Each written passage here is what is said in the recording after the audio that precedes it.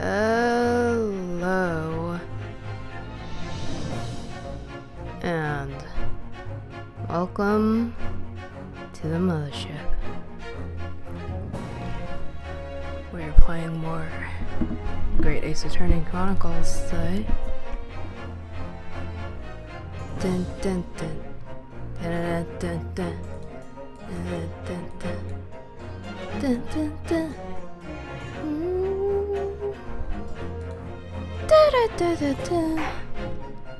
Let's begin.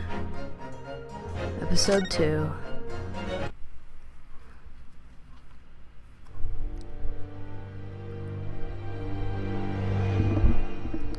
The Adventure of the Unbreakable Speckled Band. In a corner of that small, dark room, Sholmes and I waited with bated breath. I love In that time, there came name from the so ventilator much. a hiss, So stupid, but a it's so soft, great. almost growl-like sound. Suddenly, Sholmes sprang into action, lashing furiously with his cane at a point in the darkness. "You see it, Wilson?" he yelled, his tense voice reverberating through the air. I raised my dark lantern shutter, and the room slowly came into view. Sholmes was staring intently at one particular corner when he started whispering to me. The victim's most perplexing final words. The Speckled Band. I believe this is the terrible coil to which you referred, Wilson. In front of us was an enormous adder, its fangs bared as it threatened to strike. It truly was the most terrible speckled band I had ever seen.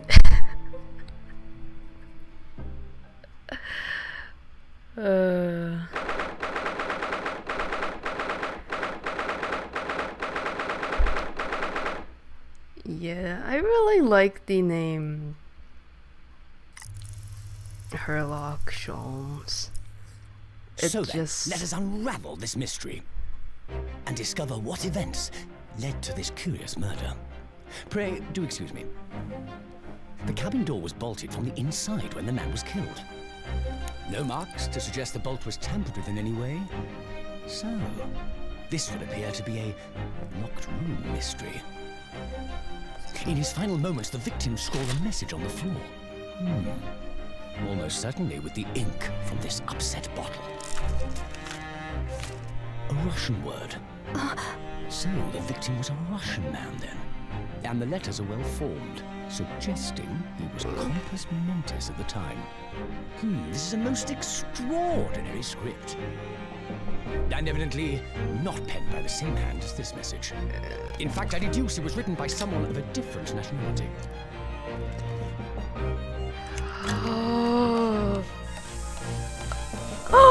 This paper seal was placed just prior to the incident by the victim himself, I would venture. What have we here? Who are you, and what do you think you're doing here? No one must touch before maritime police come. We must wait. That won't be necessary. You see, in less than 5 seconds from now, I will reveal the killer to you. What? Forensics? Don't be upset. This is murder, and it can be locked from inside. Ah, yes, the locked room. But that mystery is paper thin. You don't mean the culprit is in there? Who are you, and where have you come from? I'm a great British consultant detective, the only one in the world. Sherlock Sholmes. I presume you must have heard of me.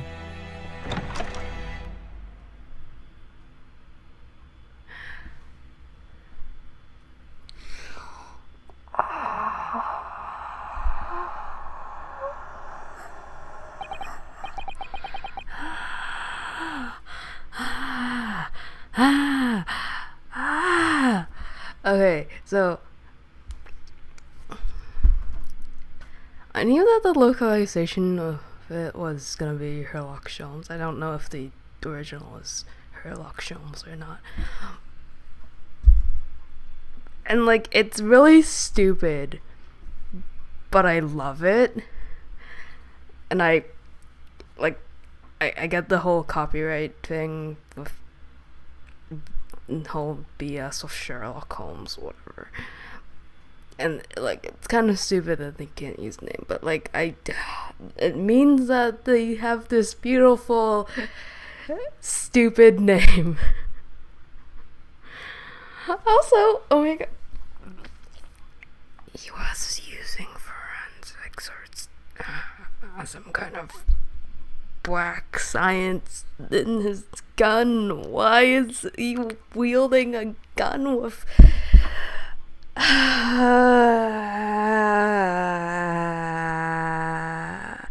this is so cool. Ugh, my head is throbbing. What's going on? Something's not right here. There's trouble in the air.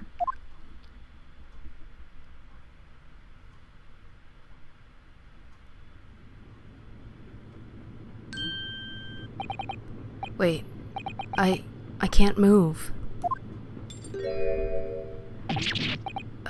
Of course, he's gonna get arrested in every single place he shows up. Ryonosuke, what trouble did you get into this time? Why? What the? Why am I in handcuffs?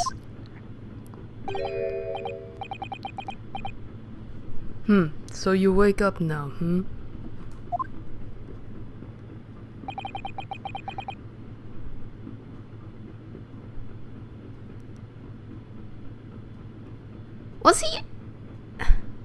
Was Sherlock X-raying through the cabinet and through the wardrobe door? Is that what was happening? Or like, maybe like heat detection, something, or... Okay, so I think...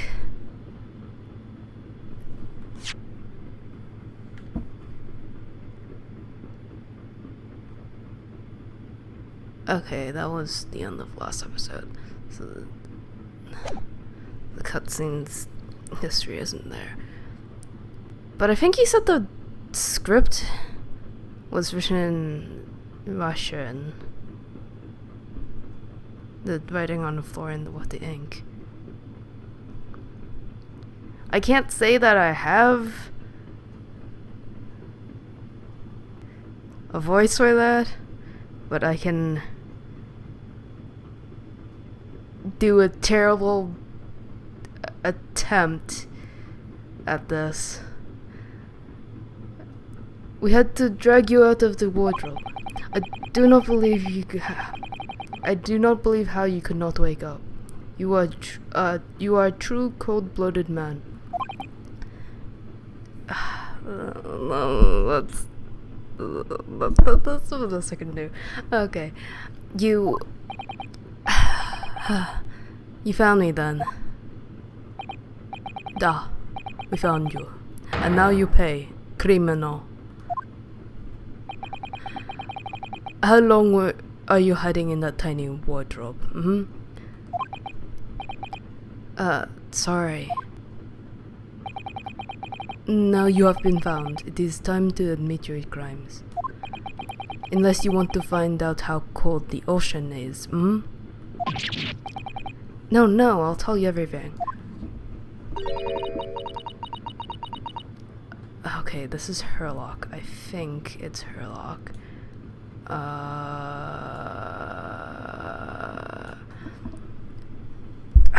don't know. There's only... I can't do this. There's only one thing I'd like to know from you. Isn't that... Oh, it's her! It's Susato. It's Susato. Okay. Why did you do it? Why did you take his life? Miss Susato.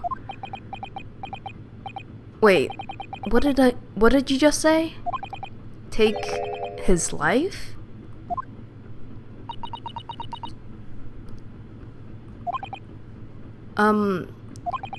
Where is he? Where's Kazuma?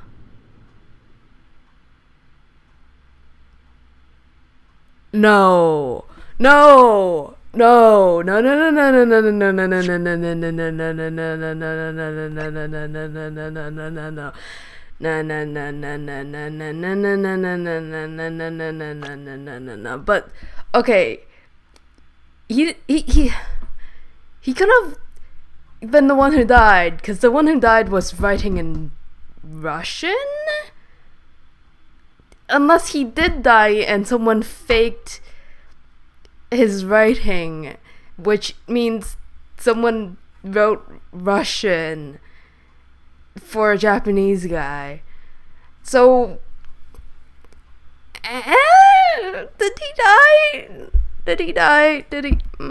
I don't want to know, because Kazuma, they always have to die.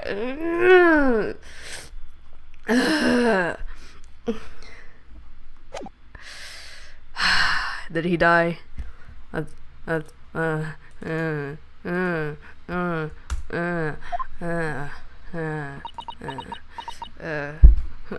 a sad expression. He died.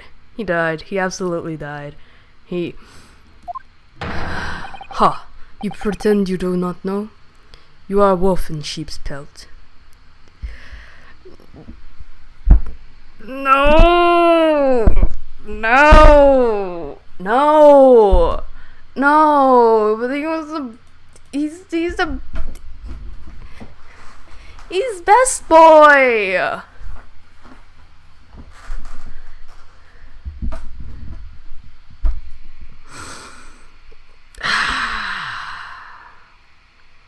He was the chosen one! Kazuma! Why'd you have to go and die? You are the killer. Do not try to make excuses. What? Kazuma-sama's body was discovered not long ago. Here, in this very cabin, that was bolted shut from the inside. His body? Please. Do not try to tell us you were doing this terrible thing in your sleep.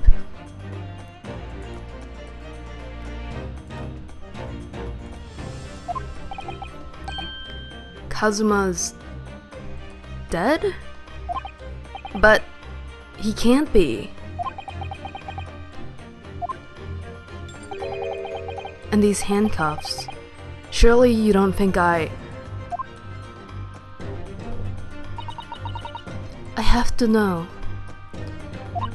Why did you take Kazuma-sama's life? Answer me, please. No. No! No! Kazuma! It was just 2 short weeks ago.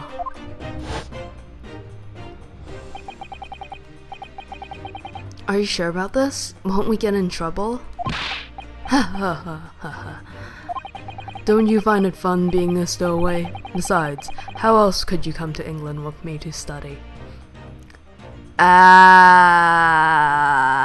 that's how you did it. That's how you came to America.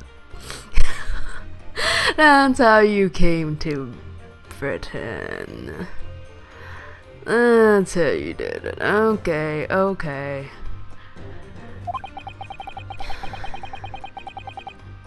It was really something else when they brought your luggage in here earlier, though.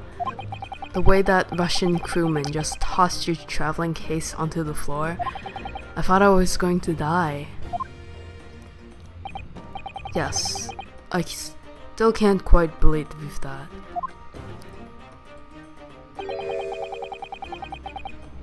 I really didn't think you'd be able to fit inside my trunk. You must be even less of a man than you look. Burn. Dang. Okay.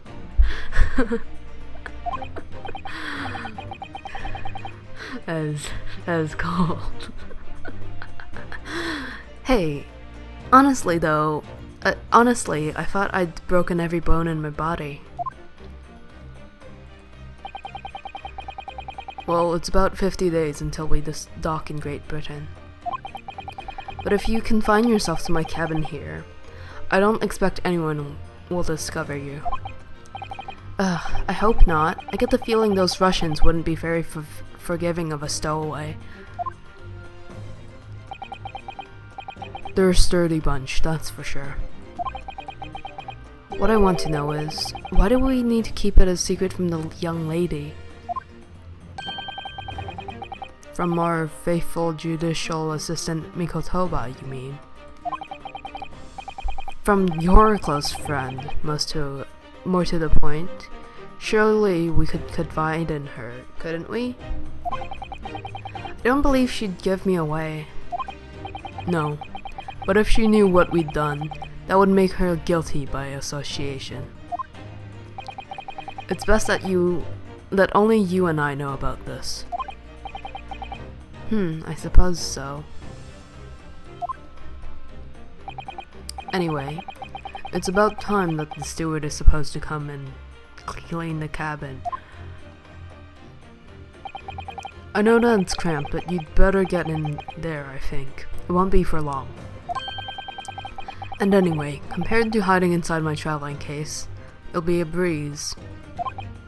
Yes, but what if the steward decides to open the wardrobe for some reason? Then I'll be in for it. Stop worrying. I'll tell you what, why don't you write "keep out" or something on this piece of paper? What?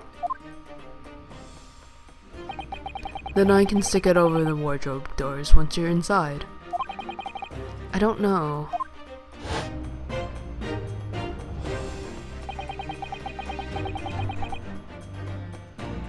We've only been at sea for about 15 days.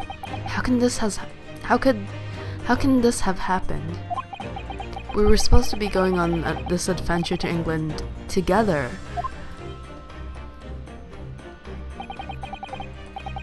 We leave you at the next port. Stay quiet until then. Don't make more trouble for yourself. Murderer. No, I'm not a murderer. Da, you said before. You said you'd admit everything about your crimes. No, that's not right. I mean, yes, I did stow away on this ship, but murdering my best friend? No one else could have done it. Admit the truth.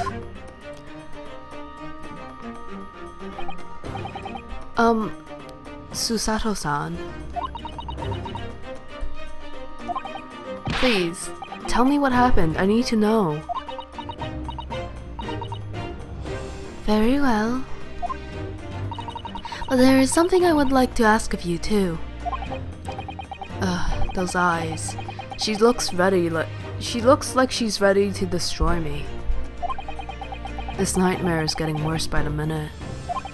I suppose all I can do is try to find out what really happened.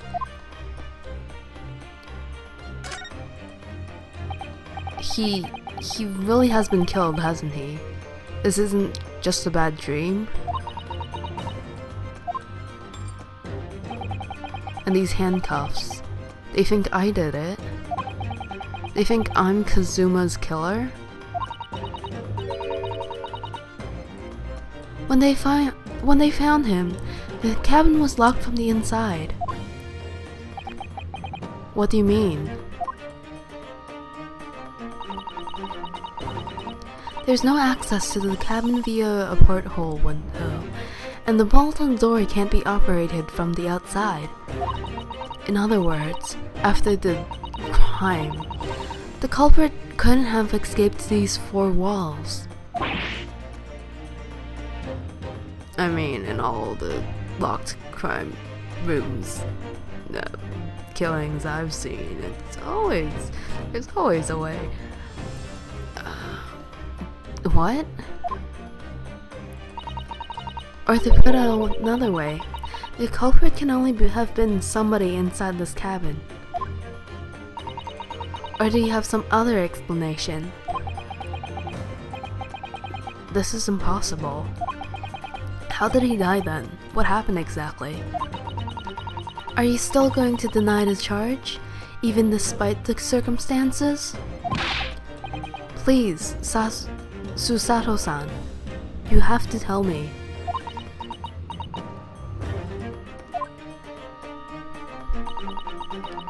The cause of death is still undetermined. They don't know how he died? The ship's doctor is examining the body, but of course, he has no post-mortem analysis experience. I don't suppose we shall learn more until an expert has been consulted in our next port of call. So presumably that means there were no obvious external signs of an injury then. That's true, yes.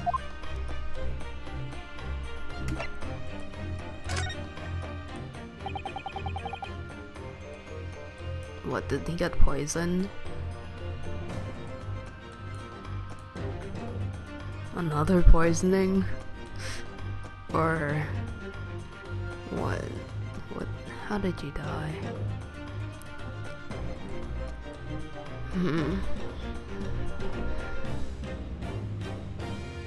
Can't anyone tell me what actually happened here in this cabin? I don't understand it. Why would anyone want to kill Kazuma? Presumably, that's something you know the answer to better than anyone. Please. Whatever you say. You were in the cabin after all. Well, yes, I was, but...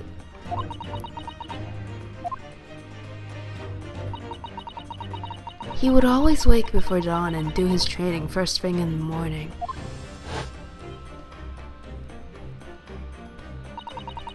I was waiting outside his cabin, as I have every day so far on this voyage. But this morning, he did not come. I could sense that he wouldn't. Does that mean he was already dead when Susato-san arrived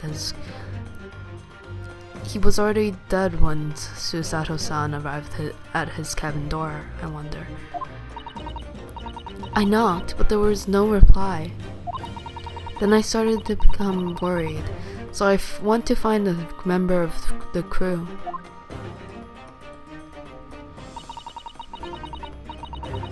The crewman forced the cabin door open, and when we managed to get inside, there was Kazuma-sama collapsed on the floor. His headband is finally still. And his stuff. Of course he died. Of course he would die.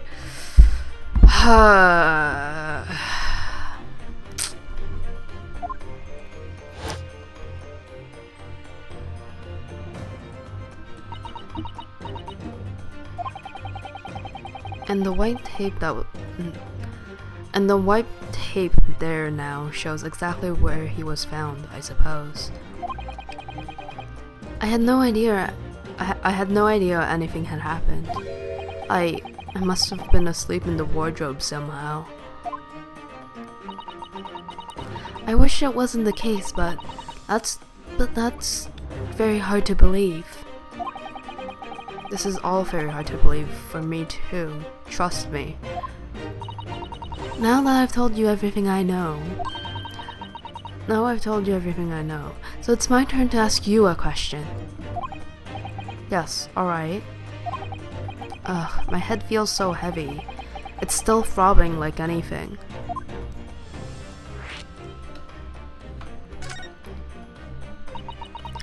Why are you even on board this ship, Naruhodo-san?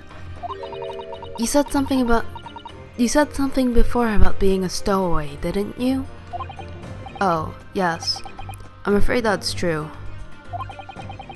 It's 2 weeks since we left Japan now, and I've been shut up in this cabin the whole entire time. I had no idea. But how could you have occupied Kazuma-sama's cabin for so long without him noticing? No. That would have been impossible, obviously. Yes, of course. Kazuma invited me. He wanted us to go to England together. He actually asked you? But why? I'm afraid I don't really know the reason myself. I don't understand.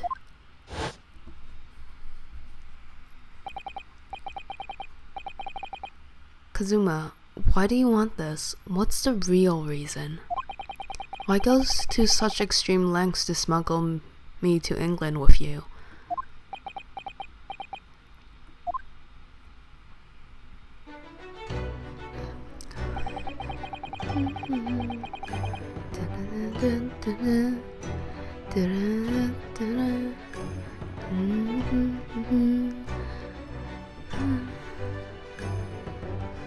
I wonder if this is Kazuma's. It's probably not his theme, and I'll probably hear it again, hopefully, but so Kazuma. It's an idea that's been on my mind ever since the end of that incredible trial. I think I told you then, didn't I, that you ought to become a lawyer yourself. Well, yes, you did say that, but I didn't think you were serious. You have the talent for it, I can assure you of that. But I've never really thought about becoming a lawyer. What were you studying? Well, that's something you can decide for yourself. London is at the spearhead of cultural development, the center of the world in many ways. There can't be any harm in seeing such an important place with your own eyes, can there? Well, no, definitely not. But on a personal level, if you were to become a lawyer, then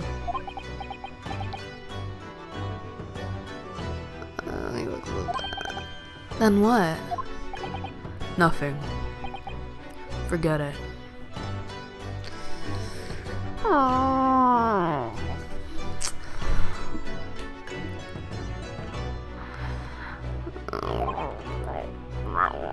This friendship is so sweet.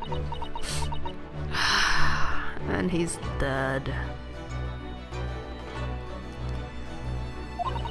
Kazuma-sama is. He was always saying the same thing. That he wanted to change the Japanese legal system. Perhaps he thought he could do that with you. Yes, maybe. But something's still bothering me a little. The look in his eyes then. It was darker than I've ever seen it before.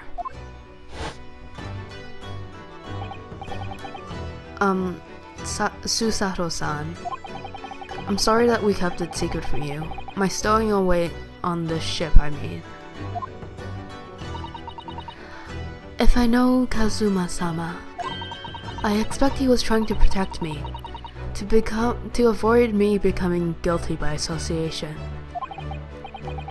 That's exactly right, yes. Word perfect, in fact.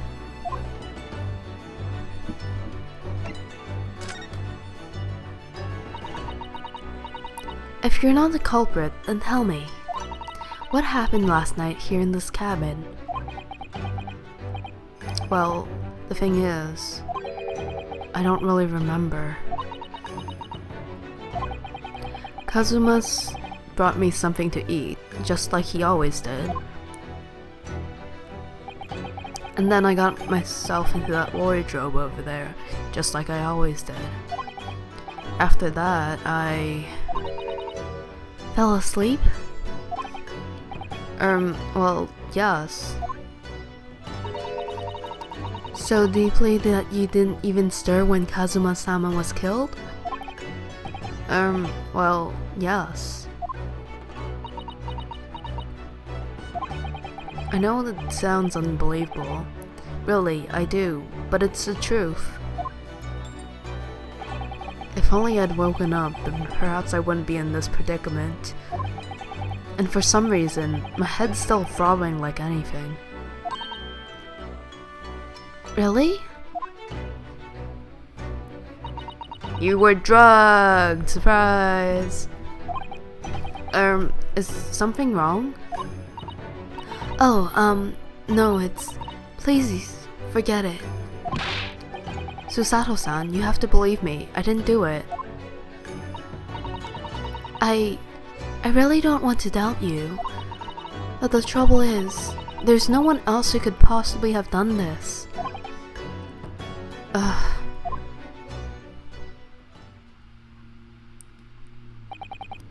Kazuma, I don't understand. Why? Why does this have to happen?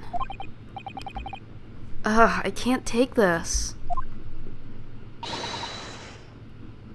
Don't try to go anywhere. You're the perpetrator of this crime. You can't leave. I can't allow that to happen. I'm sorry. But Kazuma was killed right under my nose here. And I didn't do anything to stop it. And now I'm supposed to just sit around, my hands tied, while whoever did this walks free? No, I can't allow that to happen.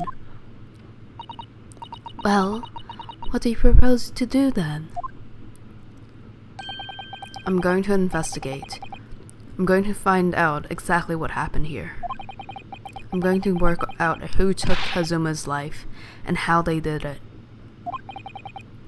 So, I'm sorry, but you're going to have to excuse me. Hiya!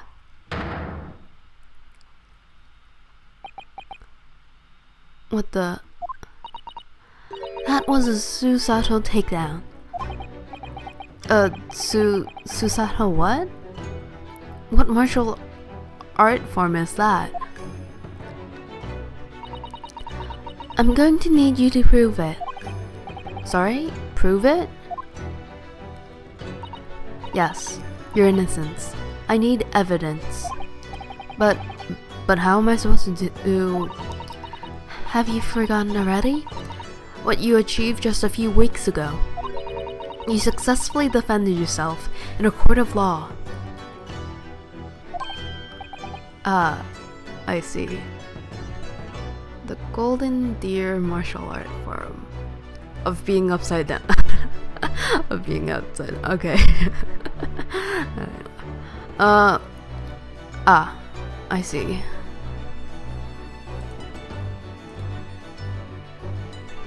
I see. She's expecting me to present some conclusive evidence. I have to get Susato-san to believe me. I'll show her some evidence right now that proves I'm not guilty of this awful crime. Yes! Tell me, when I was discovered in the wardrobe before, Was this piece of paper stuck over the doors? Oh, yes, it was. I remember clearly. I thought so. Kazuma always put it in place whenever I went to sleep in there, just in case the cabin steward or another crew member decided to look inside. So naturally, he did the same last night as well. Oh! Yes, of course! The gentleman who discovered you peeled that sign from the wardrobe doors before he opened them. But if I were truly the culprit, I couldn't have climbed back inside the wardrobe and stuck this on the outside of the doors on my own. Yes, that's quite true. In other words, this is weirdly disorienting. It's kind of making me nauseous. It's impossible that I killed Kazuma.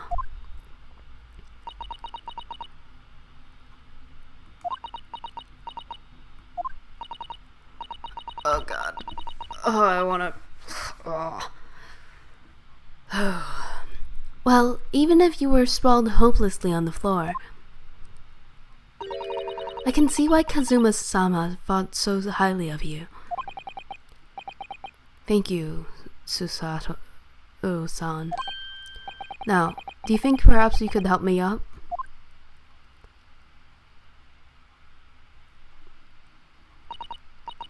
Well, in the light of that evidence, I don't see any reason I should stop you from investigating in here at least.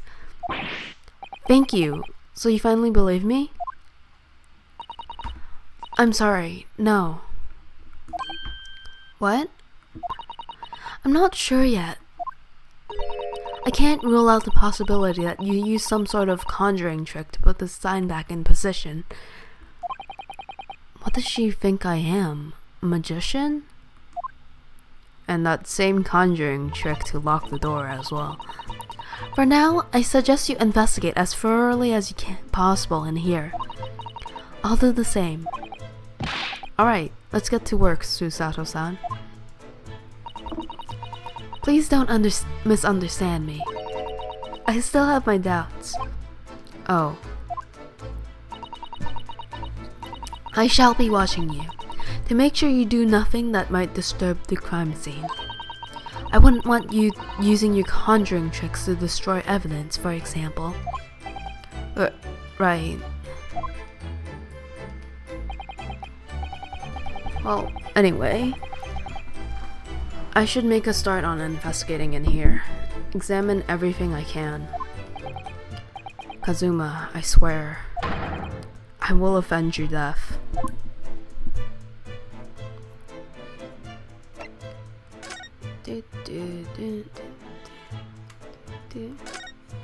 Gonna search everything 'cause it's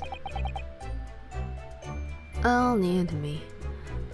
These are rules of passage for travel aboard the SS Burya. It's essentially a list of requests from the captain to all passengers on board. Passengers must not keep weapons or other dangerous objects in their cabins. Pets are also strictly forbidden. Oops. He both has a sword and me as his pet.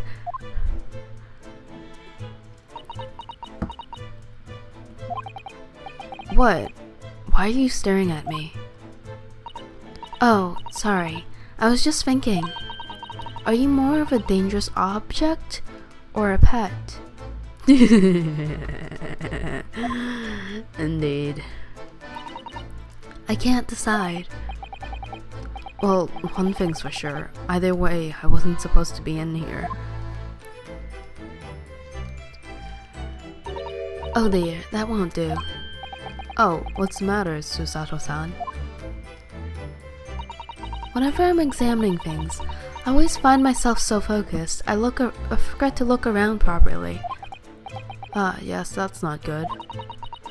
I don't suppose you're as foolish as me in that regard, are you, Naruhodo-san?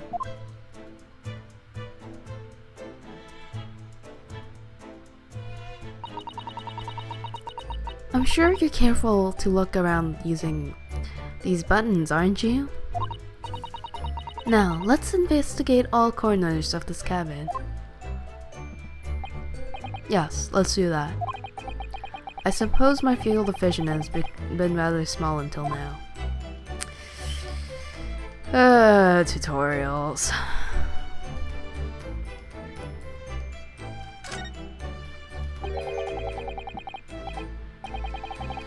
The books have fallen over on the shelf. Look, they're all toppled the same way. And what's this? A statue of some god of the sea? Although he's fallen over as well. Yes, it's almost as if the whole shelf has been ransacked and everything mown down at once. I wonder if perhaps it was Kazuma-sama doing his morning sword work training, do you think? I seriously doubt it. Doing sword work in the cabin, you get axed by the captain. Then perhaps it was you, Naruhara-san, in a fit of rage? I wouldn't have bothered leaving the wardrobe just to mess up a few books and a statue. Could the way these things have been thrown about have anything to do with the case, I wonder? Well, I'll just set everything straight again. I don't like to see a mess. Idiot! No, you're disturbing the crime scene, you...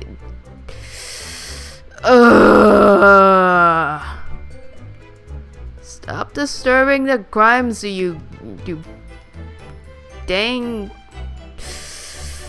dummy. When I went for help and the crewman forced the door open,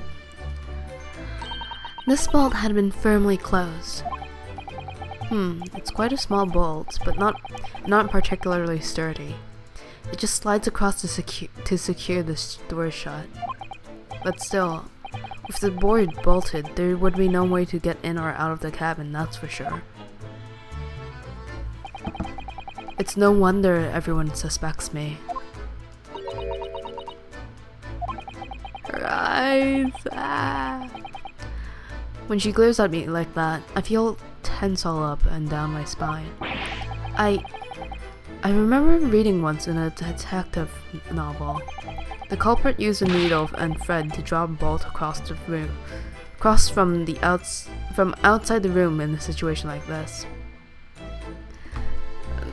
And because he said it, it's not gonna be that. Good for you.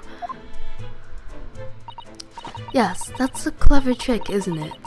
I'm an avid reader of detective stories myself. But the door of the cabin and its frame are made of metal, and they seal together perfectly. There would be no possibility of using that needle and thread trick here, I'm afraid. When she glares at me like that, I feel pins and needles all up and down my spine.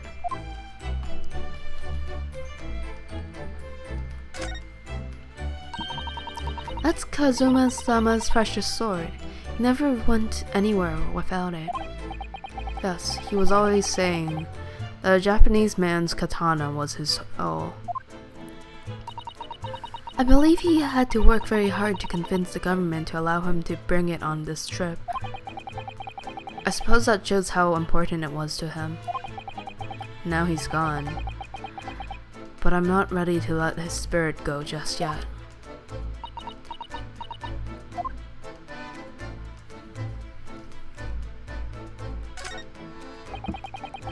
Perhaps I should see what this Russian crewman makes of the scene of the crime.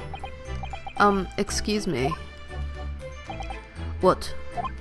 I was wondering how it's going. The investigation, I mean. Grandmother told me Japanese people do not make jokes. But it is not true, I see. Sorry? The criminal asking investigator for information about his crime? Very funny. Oh, it wasn't supposed to be a joke. He doesn't appear to be laughing either. He's convinced you're guilty.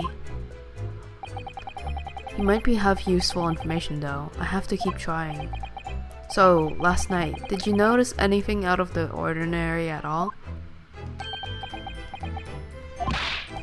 Niet. Of course not. Now get back to corner of room and make silent. I say no more to you. Did I hit a nerve? Just for a minute there, he seemed a little flustered.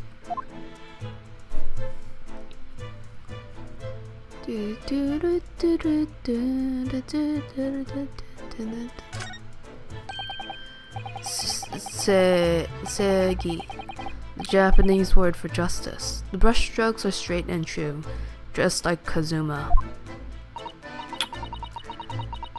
Yes, his calligraphy was always a reflection of his heart. Yet you can really look at those characters without feeling shame, knowing who drew them so thoughtfully. Of course I can. I mean, I'm innocent, so why shouldn't I be able to? Even though you stowed away on this ship?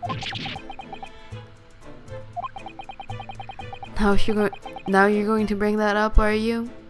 I can't win.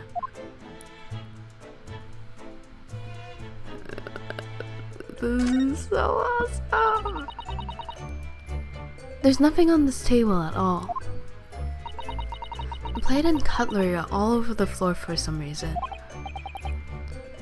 Yes, it's strange. Last night when I went to sleep, I'm sure everything was still... No, wait a minute. What is it? That's funny. I can't seem to remember anything about what happened after dinner at all. So then perhaps you are responsible for what happened to Kazuma-san? Well, then perhaps you are responsible for what happened to Kazuma-sama. No. Well, okay. That's my dinner from last night, a roast chicken. It was really tasty. Yes, it was very delicious, wasn't it? But, did you eat it on the floor here? I'm not a dog, Susato-san. I ate at the table, of course. Which begs the question of when and how the plate ended up on the floor.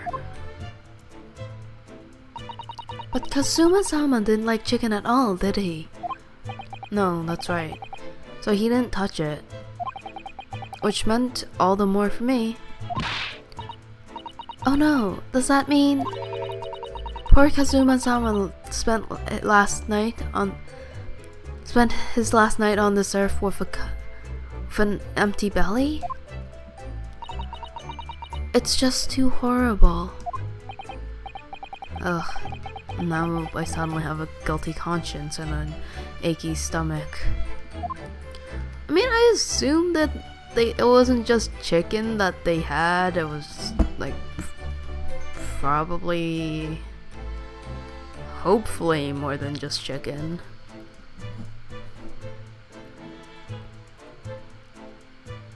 Suspicious thing on the ground.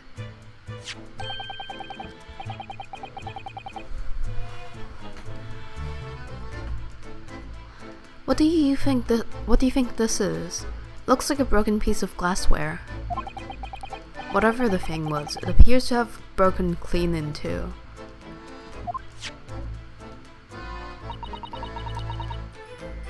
The glass is such a beautiful color.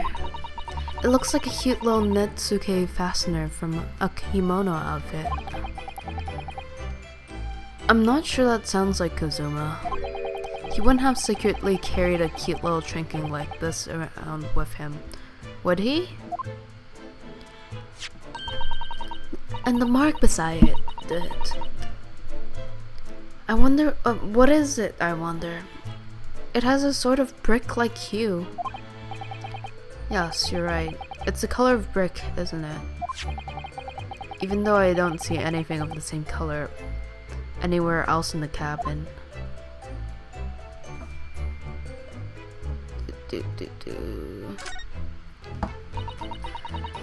That's a very large traveling case, isn't it? Yes, it carries a lot of memories for me. Memories? What do you mean?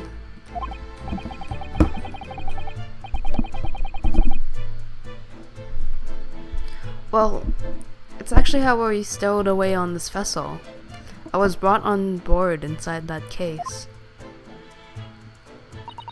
Ah, yes. I see it says "this way up" in Japanese. Which in hindsight, I should have realized a foreign crewman wouldn't be able to read. I was turned over and over and over, and then I was tossed on the floor in here. Oh dear. Being a stowaway isn't as romantic as it sounds. Well, it was less painful than a Susato takedown. Really? Like, if you're upside down in a trunk? That, and like, depending on how long you're in there, it seems like that'd be quite painful.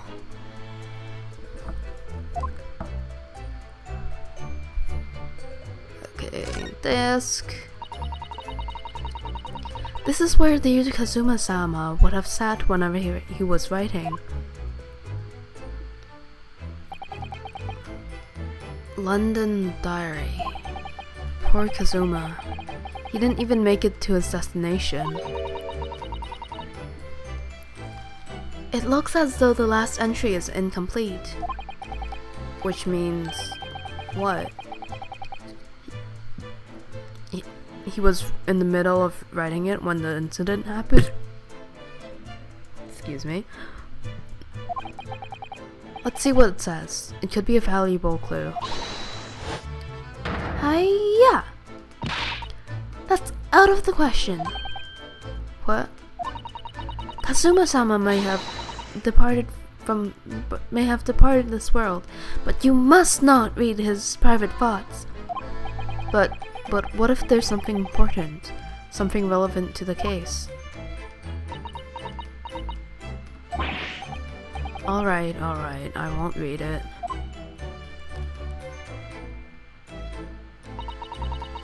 Poor Kazuma-sama. I don't like prying into people's personal matters either, but in this case, isn't the need for clues more important?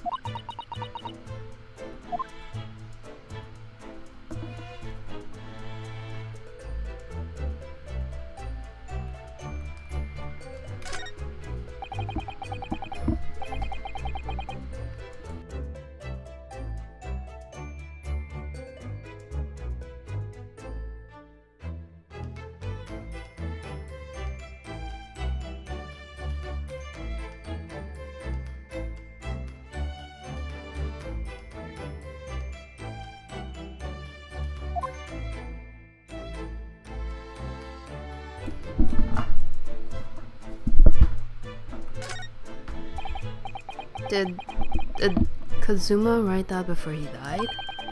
It looks like it's written in ink.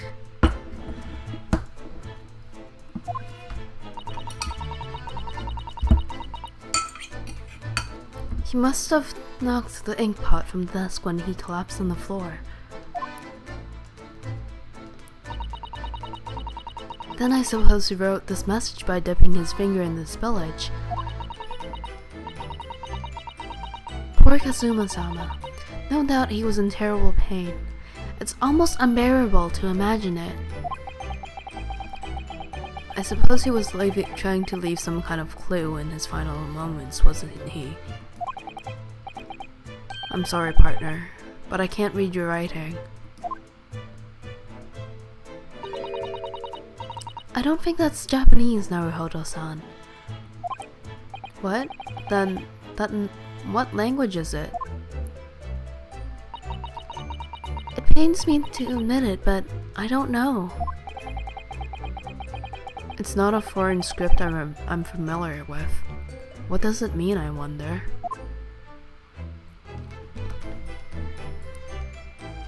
Okay.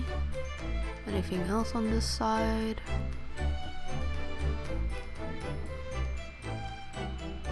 This horn thingy? Nope. Okay, wardrobe.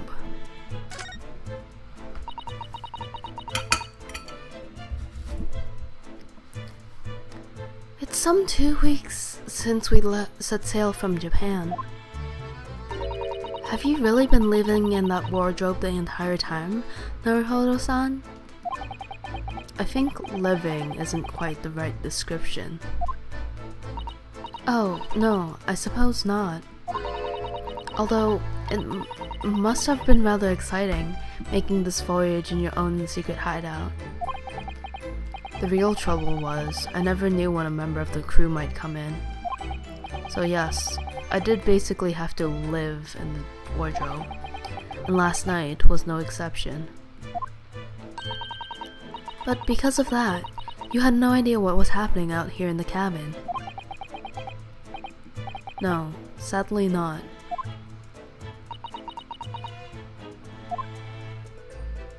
They meant to make him go to sleep, ransack go through his items, but he didn't eat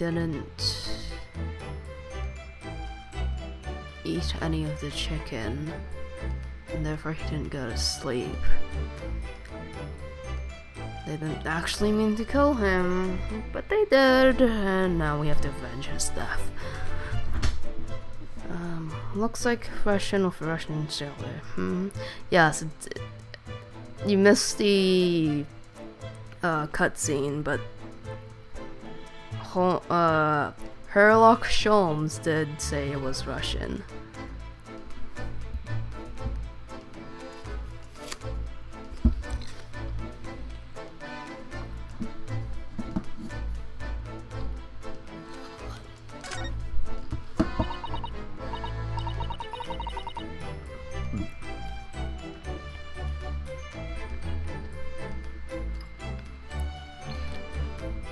Yeah, yes, it's a milk cord contraption, I think.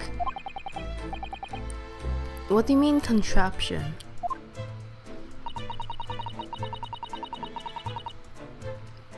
I read about it in a book that I was studying that talked about life in Great Britain. Large households often have bell cords like this, which you can pull to ring a bell to summon servants. Really? That sounds almost magical.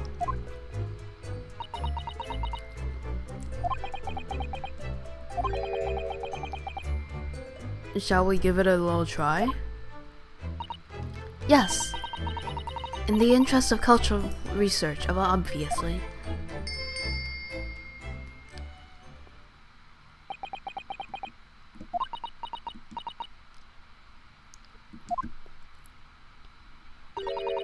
I suppose nobody comes for lowly Japanese people. No, I'm sure that it's just that everyone is busy, that's all. Or they're literally gonna take a while, or they're gonna take a while to come over.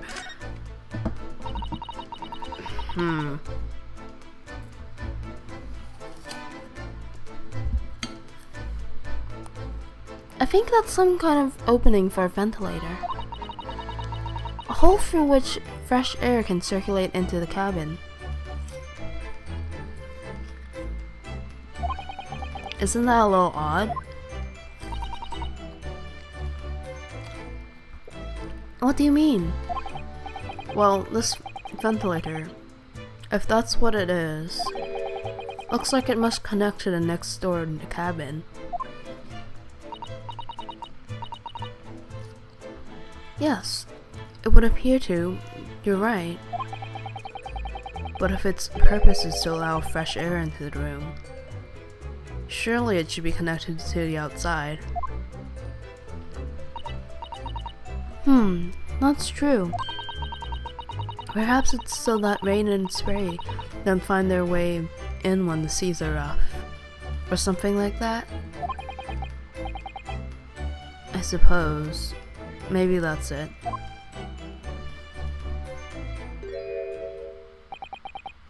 heck? What is he? What did he do? Herlock, what are you doing? And where'd you come from? Who's that? He wasn't there a minute ago. As far as I can tell, it looks like he might be European. Oh, how did he... You know this man too, have you? I have no idea who he is or how he got in here, but he looks suspicious. And tall. Suspiciously tall. Oh! Narwhal sound. Don't tell me. Do you really know who that is? Well, no. I don't have any foreign friends or acquaintances at all. He doesn't look like a member of the crew. There's something very unusual about him.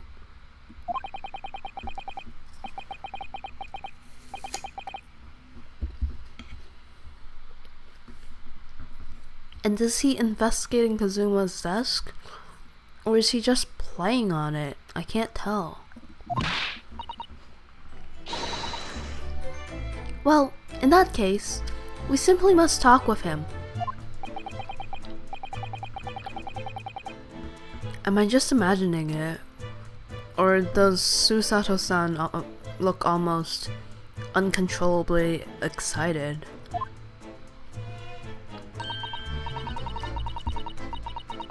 By the way, I expect that you've noticed already, but just in case, if you press A on people when they're in the crosshairs, you can converse with them. Get me out of tutorial mode.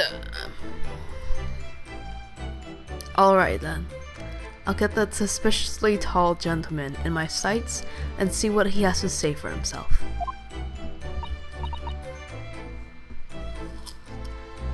Oh, please do. She's such a big fan. Crosshairs. Excuse me. Oh no. Oh no. I don't have a British accent. Excuse me. Do you have a moment? Shh. This is a... Nope. Oh god. Shh. This is a critical moment in my this is a critical point in my investigation.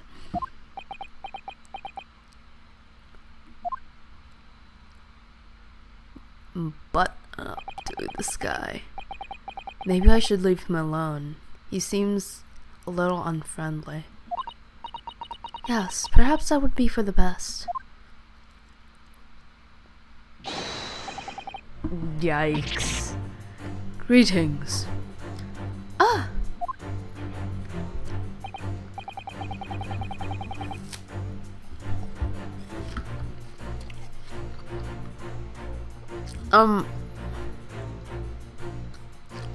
What exactly were you doing on Kazuma's desk just now?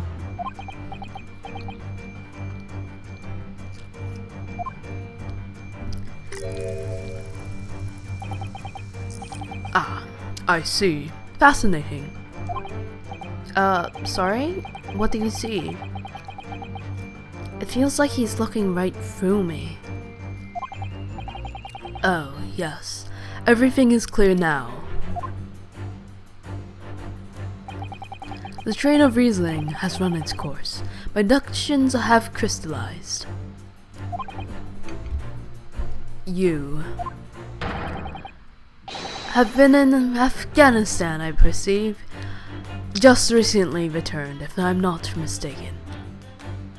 Is this a reference?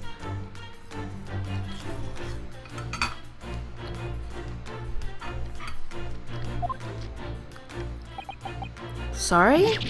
What?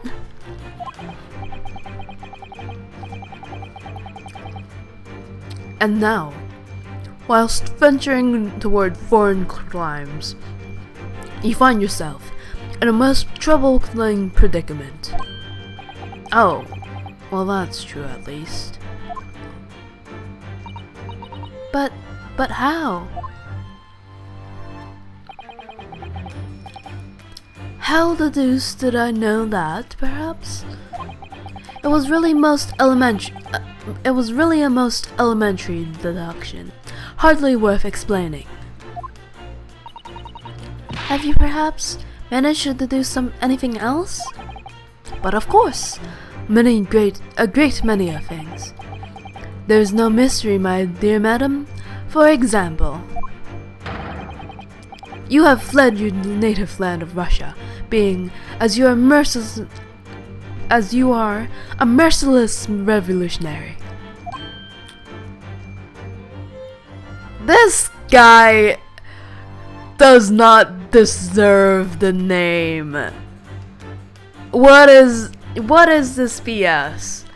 What is this complete BS he's just spouting? You leave 16 victims of assassination in your wake, and now travel to England to blow up the Crystal Tower. And when the bare-boned occupant of this very cabin discovered your identity, you ended his life too. Yes, I believe that summarizes the facts beautifully.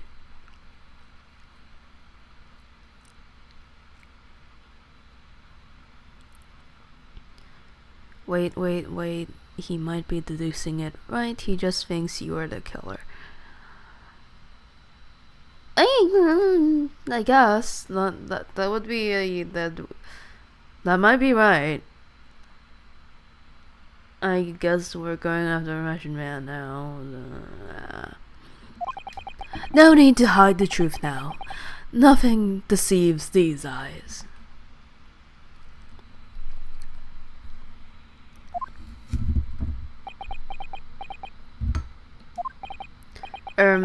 Just to be clear, you are talking about me, aren't you? Are you? Certainly I am. He's so over the top and I love it. Do you see another in this cabin who fits the bill? A Russian assassin with 16 victims to his name? I don't even see one person who fits the bill.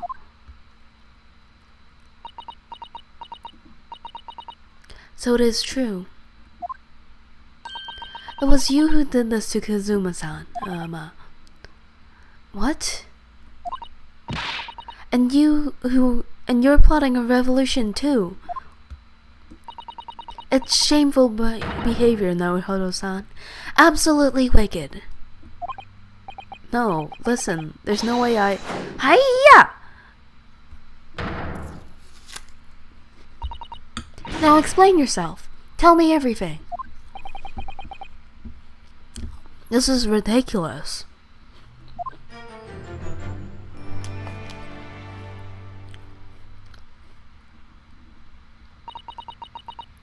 How could you do it?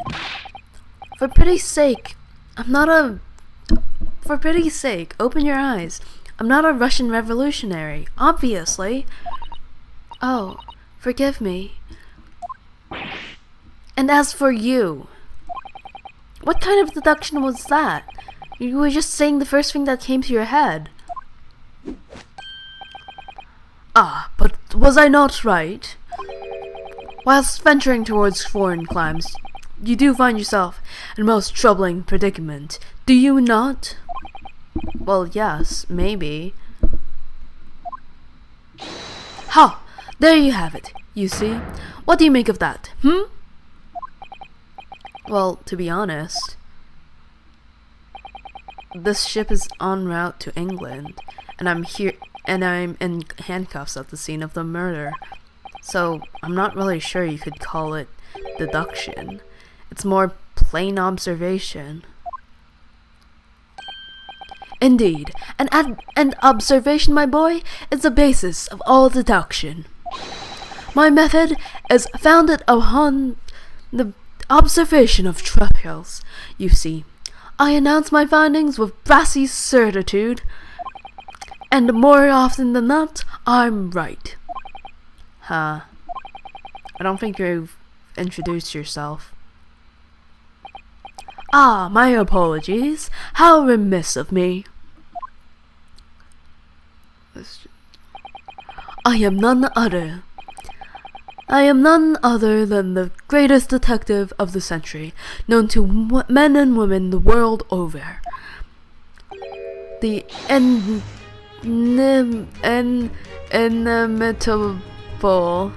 inimitable Sherlock Holmes.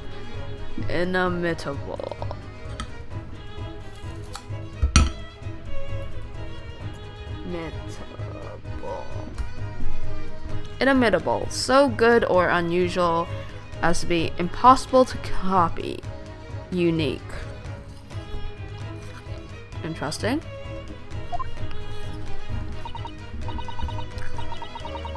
So, it's really you? The actual Sherlock Holmes?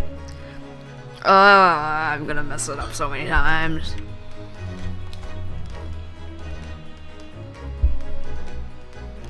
So, it's really you? The actual Sherlock Holmes? More like master of Bach music. It is pretty awesome. But all of Ace Attorney is pretty awesome, so...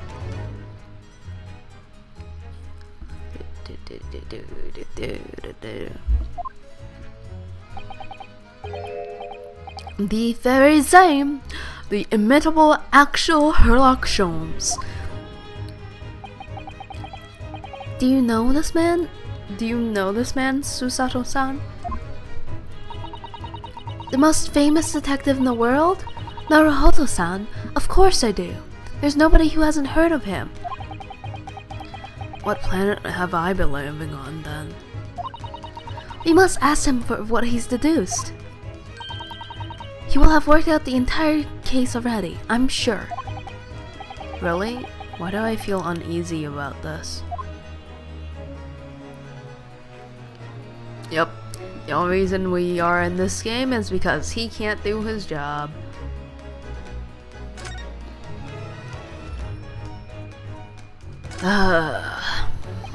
So, you're a great detective, are you?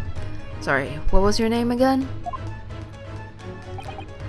Indeed, I am none other than the one and only Nope. Sherlock Holmes. Oh, I see. You're German?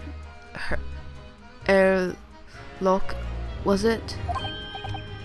No, I have no hair. I mean, I have hair. Please, call me Holmes. You can read all about my exploits in this exciting London publication. Oh yes, Rance magazine, full of wonderful short stories and interest articles from Great Britain. I never miss an issue. I have it sent from England especially.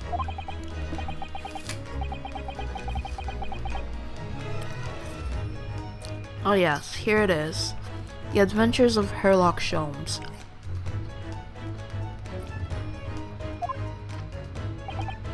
So, you're the protagonist in a series of short stories, then? Indeed I am! And you've read so many of your own stories.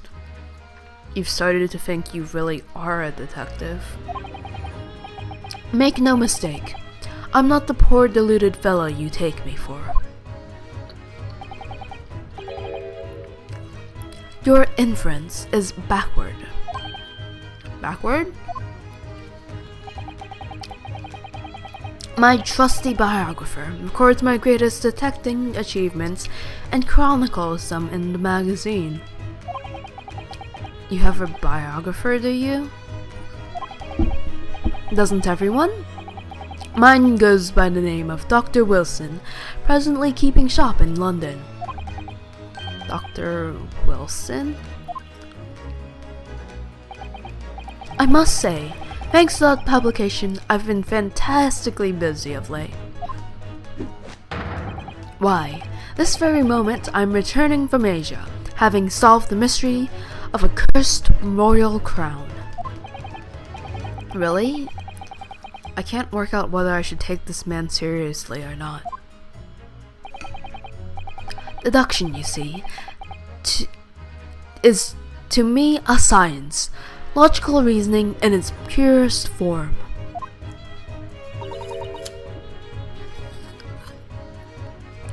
A science? Really? The astute observer noticed even the most subtle of reactions on this subject.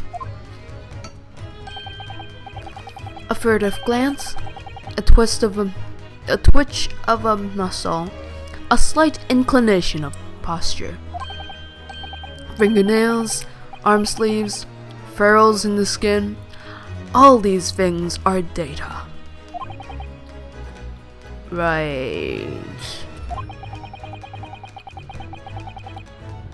And the trained logician makes deductions from this data in the blink of an eye.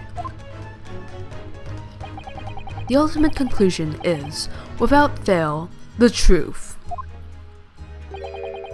As I demonstrated only a short moments ago.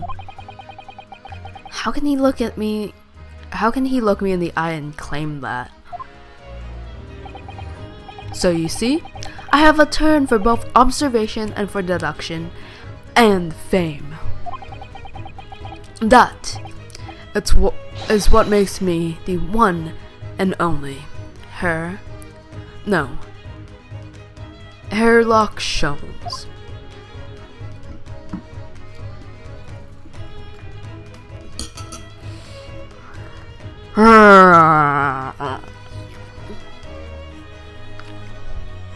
At what point do we get to tell him he's wrong?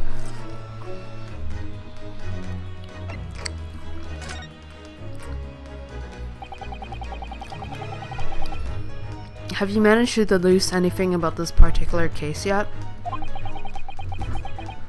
Have I managed to deduce anything, my dear fellow?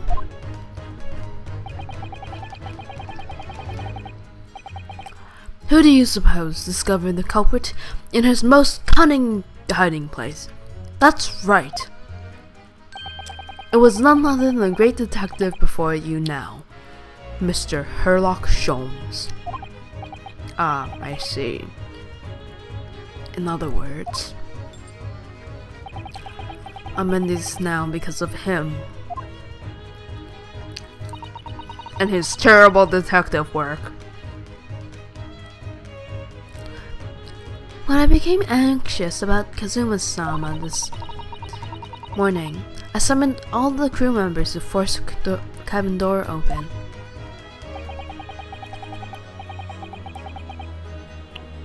And I concealed myself among their number, gaining entry to the scene of the crime. Yes, luckily for everyone, the great detective, Sherlock Holmes, was on board. And the handcuffs seemed an excellent fit, Mr. Naruhodo. Ugh.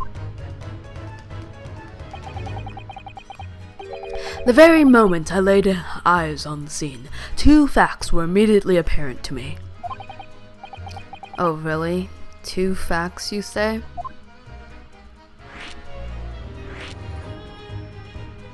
Finally, we got to tell him he's wrong!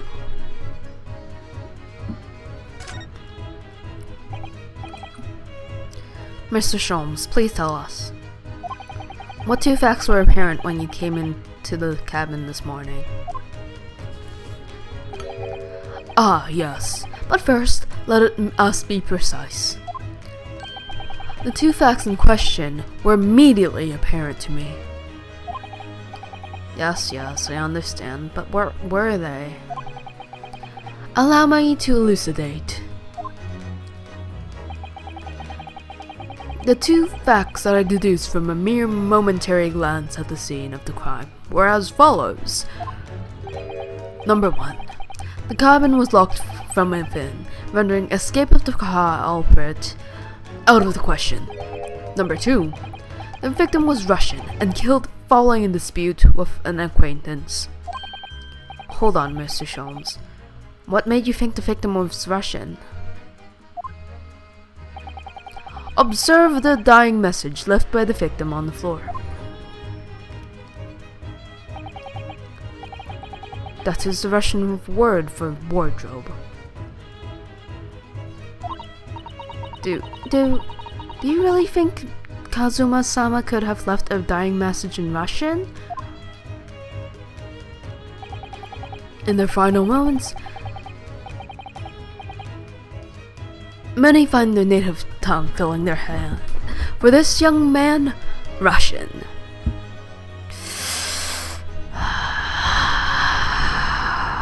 The sweet, sweet taste of proving him wrong. Kazuma was Russian, was he? Initially, I considered Garderobe to be the name of a killer, a certain Robert Guard, perhaps. But in the interest of thoroughness, I decided it would be wrong not to look inside the wardrobe there, at least. Well, you found Mr. Naruhodo sleeping soundly.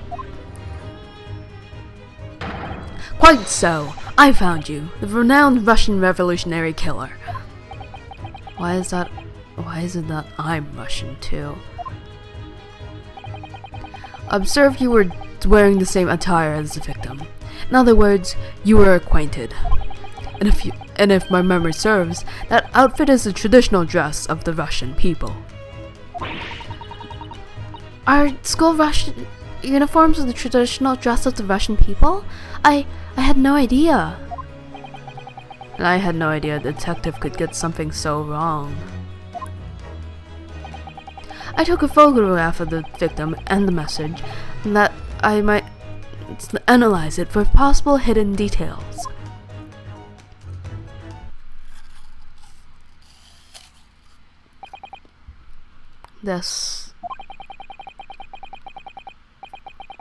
This was taken immediately after the young man was discovered, before the body was removed.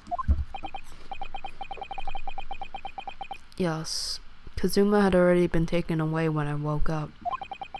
This is the first time I've actually seen him like this.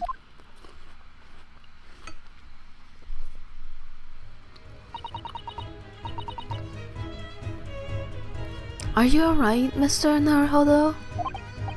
Oh, yes, thank you.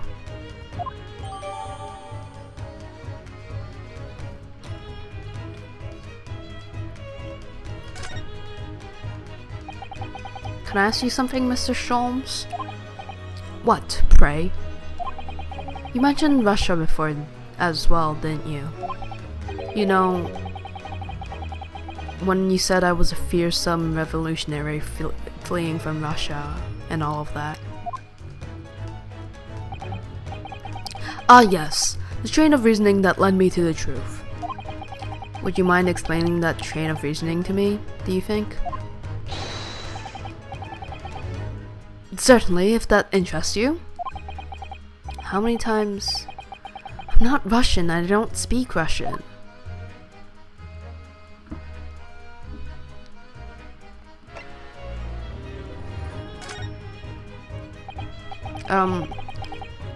Can we talk about your deduction before the things you concluded about me, I mean? Ah, the most famously accurate, troubling predicament you find yourself in? Actually, it was the other details I was more hoping to discuss. You know, the merciless Russian revolutionary and assassin of 16 part? Ah, yes, the more sordid details. It was a fairly commonplace deduction. Here we have in this morning's paper The main headline reads,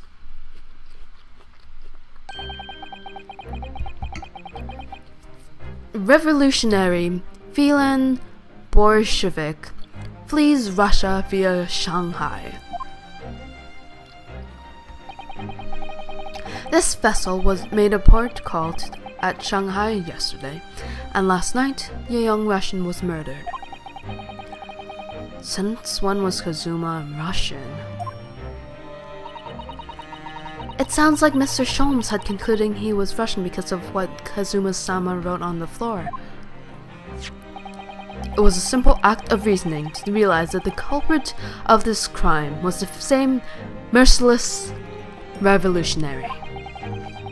One who would kill the very man who helped him to escape after his true identity was discovered.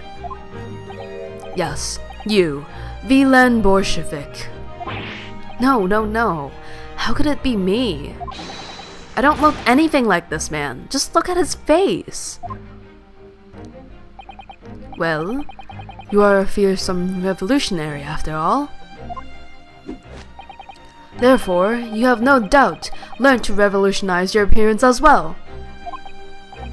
Ugh, please. And, I might add, your name does not appear on the ship's passenger list. Need I say more? Well, that's because I'm a stowaway. What about the other details? The 16 victims of assassination and blowing up the Crystal Tower. Ah, yes. The journalist clearly interviewed the old man and printed all these particulars in the article.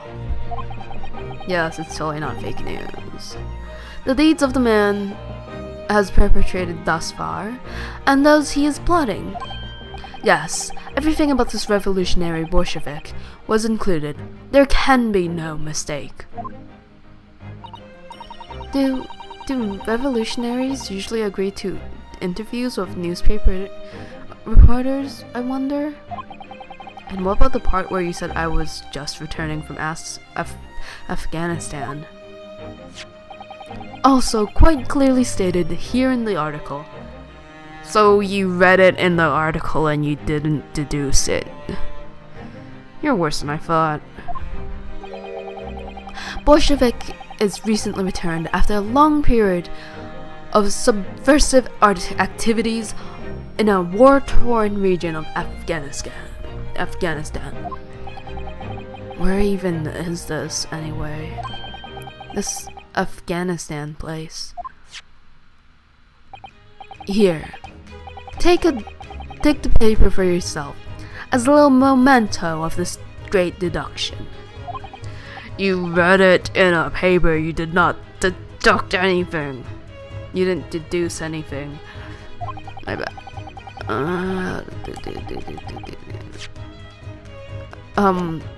Thank you. I've absorbed all that is of interest to me within these pages, but I see no rubbish bin nearby.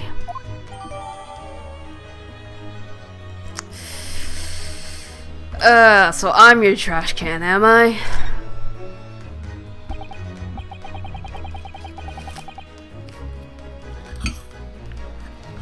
And you may find the article on the back page of interest as well.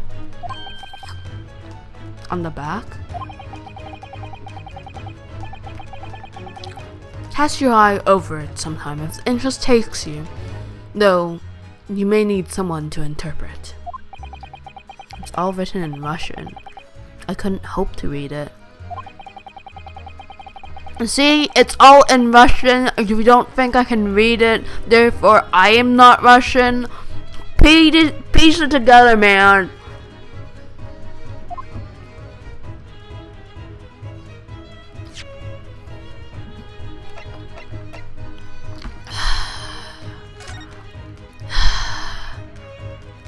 Oh.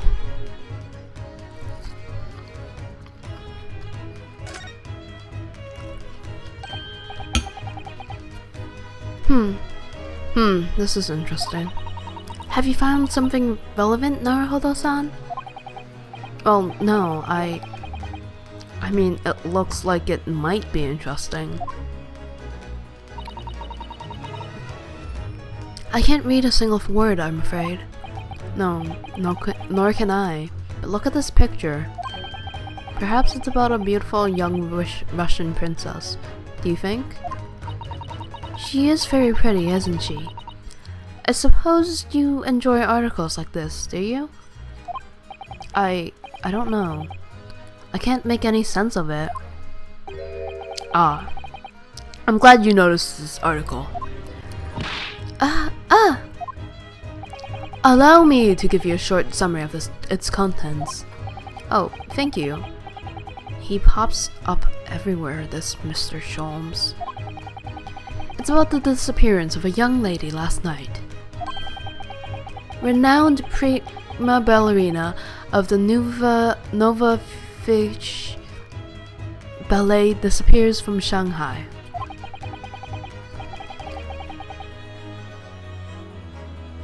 Wait. No, it couldn't be. It couldn't be. During a performance in Shanghai, the famous dancer was reported missing. She is, of course, the talented young Nikolina Pavlova. Why are Russian names so hard to remember? It would appear that the woman was in costume when she was found to be missing from her dressing room, wearing the diamond tiara you see pictured, which is worth some 20,000 rubles. Wait, 2,000? Wait, 20,000. Oh, how much is 20,000 rubles? I have no idea, but I'm quite sure it must be an unbelievable sum of money.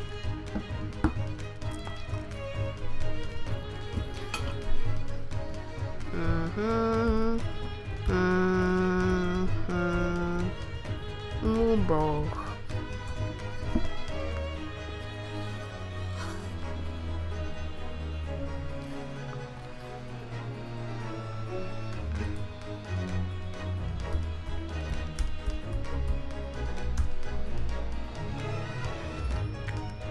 Okay.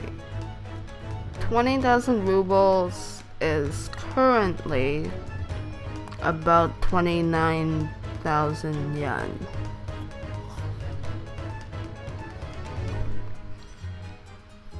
Interesting. Huh. But also inflation. So, who knows?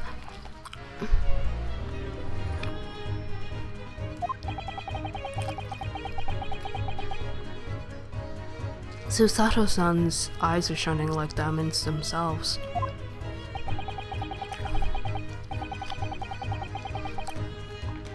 The tiara is the property of Nova Fish Ballet. It would seem the director is beside herself with worry. Yes, I'm not surprised. The company is most anxious to recover both Miss Pavlova and the valuable tiara. They've requested international assistance at all ports with sailings to Great Britain.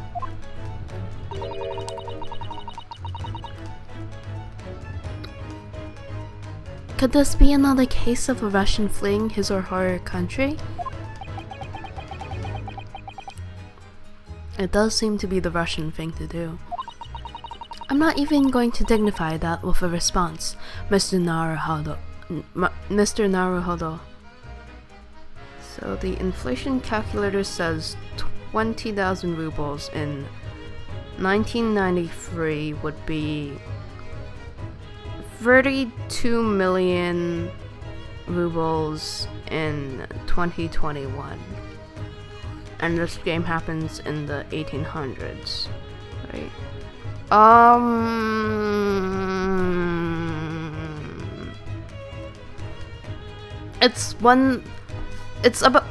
I think it was like 3 years after Japan opened its doors to the world. So I'm not sure about... I don't have the history knowledge for that. Is that the 1800s?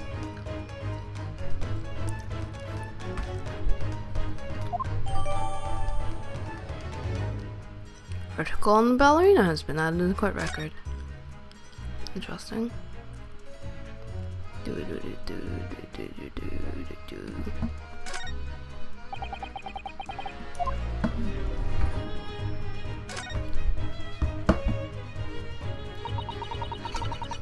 Can't read a word of Russian. No idea what this says.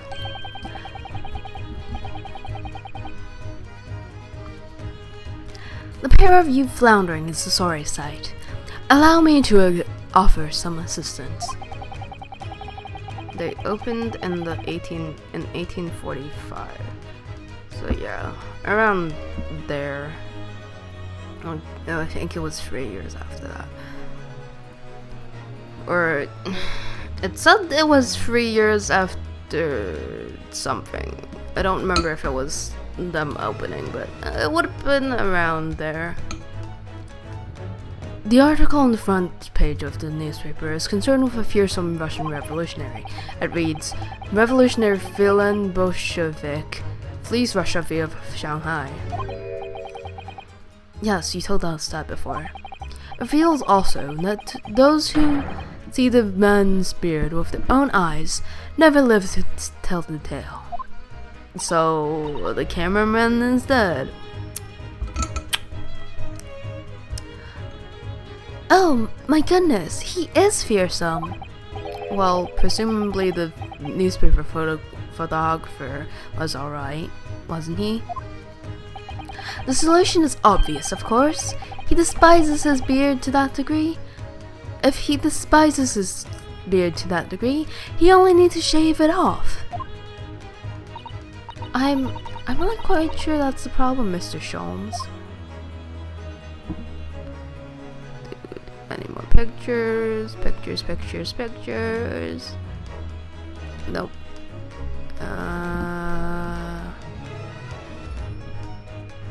Back, front. That's it. Okay. What you were just investigating. You asinine piece of garbo detective. Can't even tell that the two people here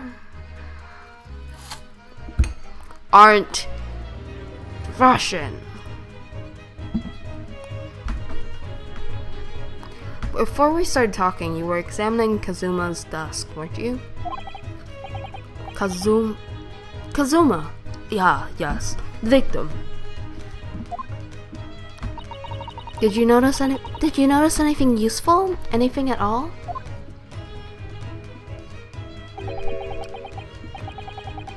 Observe for a moment the desktop of the victim.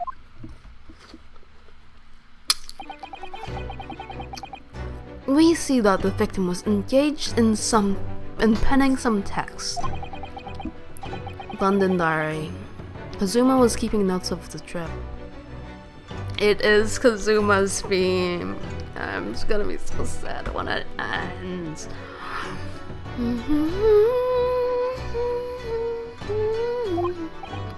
But I don't think you should read his private writings. It could upset people. Tragic. And something you ought to perhaps elucidate before the act of reading. You mean you've read it already? It's my business to know what other people do not. Yes, believe it or not, I know a smattering of Japanese. Oh, I see. Well, you're about to know what a Susato takedown is.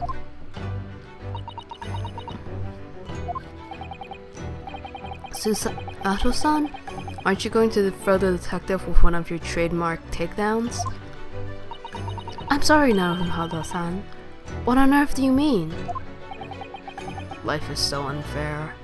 Indeed, indeed.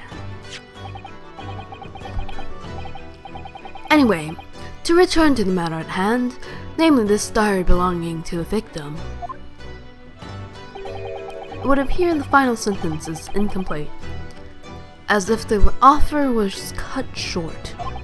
Tell me, what is the nature of the writing? Pray, be precise as to the details. Oh, but I thought you knew Japanese. A smattering, dear boy, a smattering. Sayonara, bonsai, mikado, nado nado. I trust you're suitably impressed. But this diary is littered with complicated-looking characters, of which I can read precisely none. Ah ha ha ha ha! So what was all the showing off about before then? If you would be so kind to show me, I would be happy to read it to you, Mr. Sholmes. Or I could read it and prove I'm Japanese and not Russian. I'm much obliged, my dear madam. The final entry here in Kazuma-sama's diary consists of just 2 short sentences. The first reads, 1:23 a.m. I can hear a faint whistling sound. A whistling sound? These are very deep waters. Pray, go on. The second sentence reads, 1:35 a.m. What looks like it's like some sort of speckled band and it's dangling from the ventilator grill. He was killed by the snake? Is this what this says? He was killed by the snake?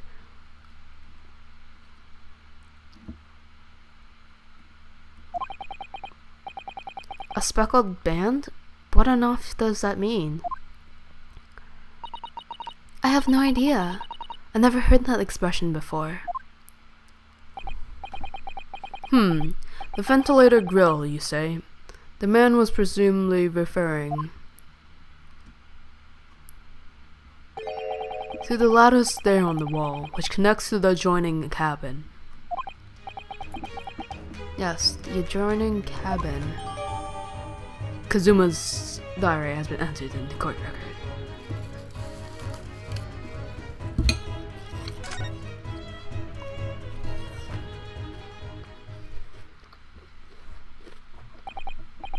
So, I believe I've given you enough to consider for the time being, at least. Ah. Do you have somewhere to go? As it happens, victim's writings in his diary have piqued my interest. The matter warrants further investigation, I believe, and if I'm still too long, the seasickness takes hold. Oh, I suppose you're thinking of investigating the cabin next door, which the ventilator connects to?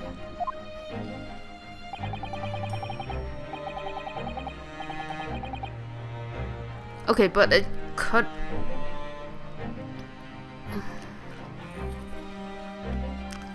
Because a Russian would have... Someone who knew Russian would have had to write the words on the floor. So it was definitely killed by a person. But there was also the snake. That what? Locked the door?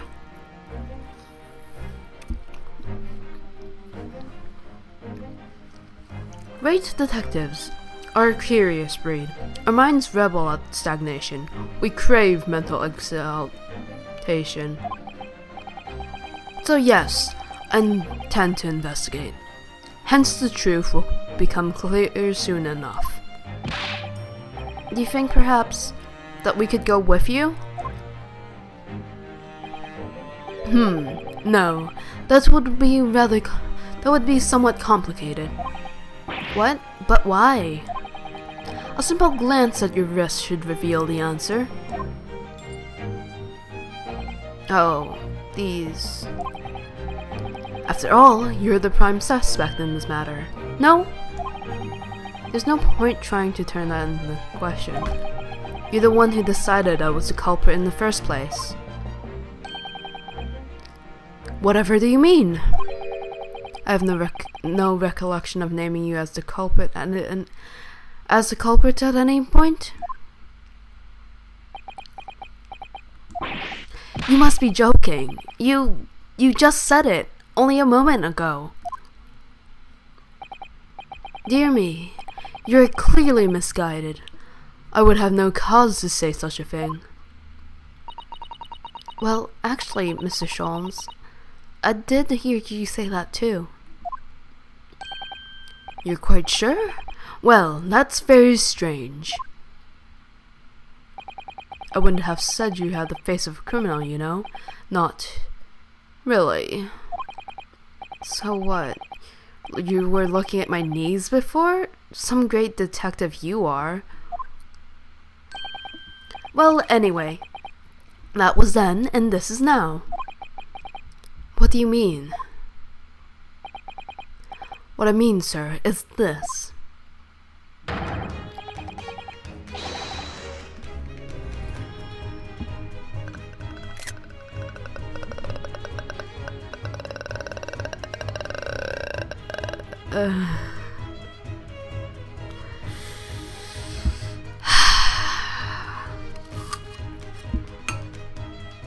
He reminds me so much of the Gavins.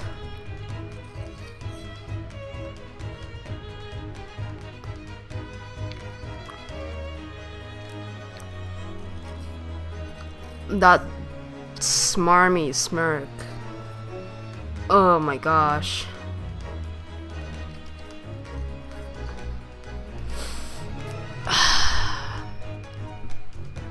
If you are the culprit, then you must play the part more convincingly. Roll over and accept your fate.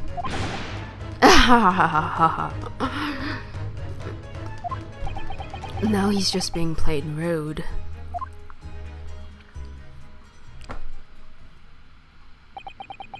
And off he goes, having just laughed in my face. His sense of humor is as twisted as his name. Hey, indeed. Meta humor. Naruhodo-san, what are you just standing there for? We must go and investigate the cabin next door as well. Aren't you forgetting something? What about these? There's no way I can... Hiya!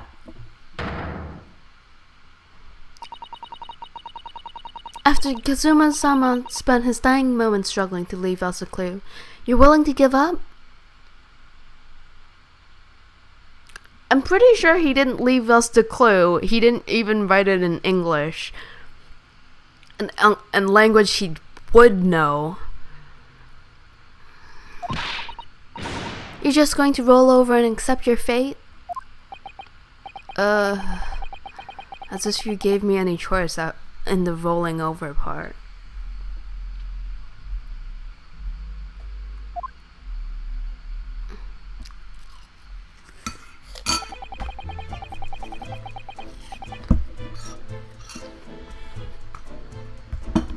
I think we still have some investigation to finish off in here first. Don't we?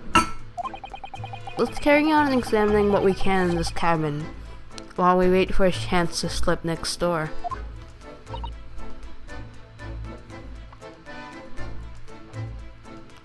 Good idea.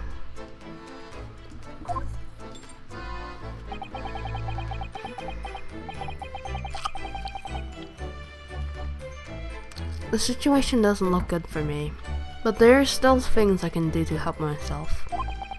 And I owe it to Kazuma to find everything I can. To do everything I can to find a way out of this, and bring the real culprit to justice.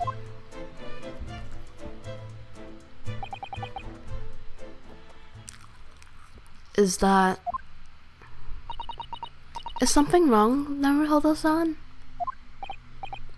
Oh, no, it's just that crewman standing by the door. Is he the killer? Have you seen him in a newspaper? I can't help feeling like I've seen him somewhere before.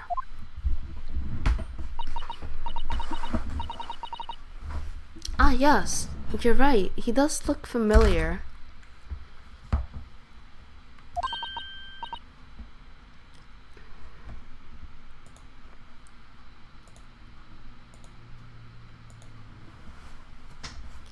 Excuse me, sir.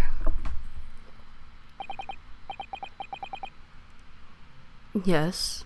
What can I do for you?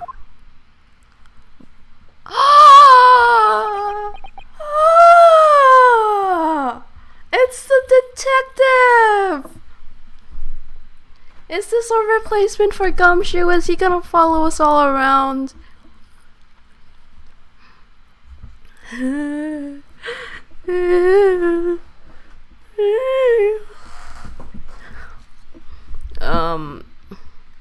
Oh gosh. I forgot his name.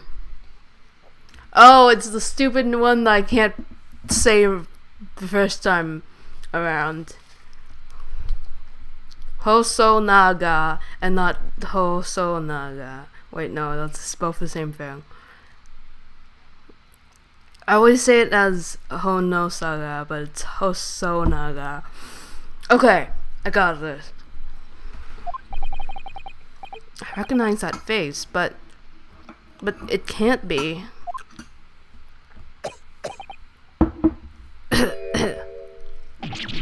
It is. I didn't know you were here, Inspector Hosonaga.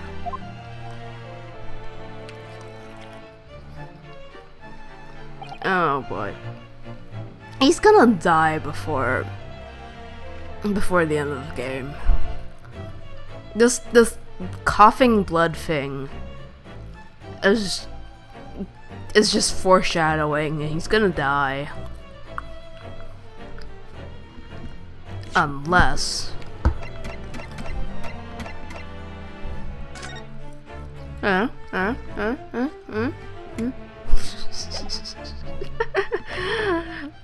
sure.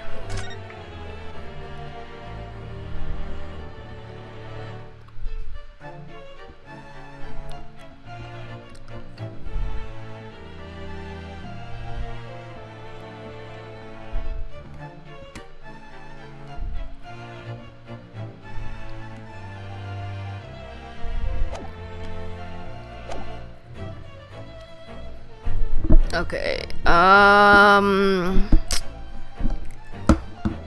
pick an accent, pick a voice, stick with it.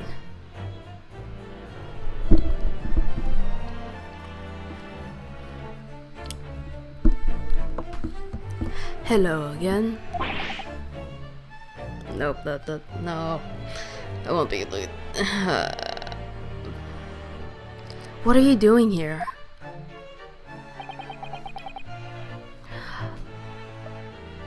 I think that should be my line. I was so stunned when I saw you, my heart dropped. My heart stopped. Nearly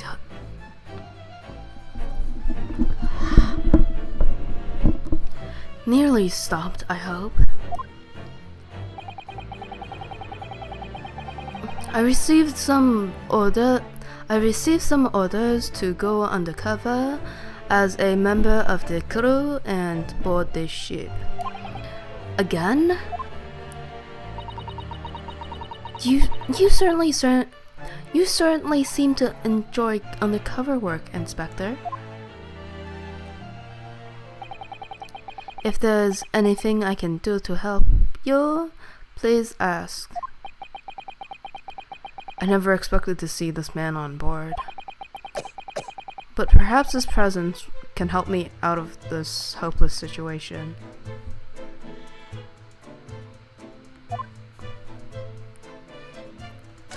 Converse! Special orders. So what are your special orders this time, Inspector?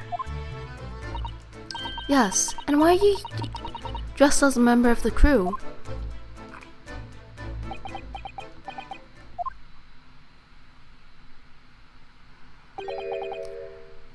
I am so sorry. This is all my fault. I take full responsibility. For what? My orders were to act as Asogi-san's bodyguard. It was Minister of Justice Jigoku who pushed for this overseas study tour to go ahead. And he entrusted me with ensuring that Asogi-san reached Great Britain without being assassinated. Assassinated? How could that even have been a possibility? I am not sure, but these are complicated times. There are tensions between the world's greatest powers. Minister Jigoku said we should be prepared for all eventualities. This is incredible. I don't believe it. Kazuma-sama was assassinated? Obviously, we couldn't give Asogi-san a feasible security escort. Which is why I'm undercover now, posing as one of the crew. I see. And I didn't take my eyes off him the entire time we've been on board, from morning until night, every day. But I never imagined it would happen here inside his own cabin, not here on the first class deck. I don't know what this voice is, but this is what we're doing now. I have failed miserably at my assignment, and Asogi-san is dead as a result. I am a disgrace. All I can do is humbly apologize. Inspector.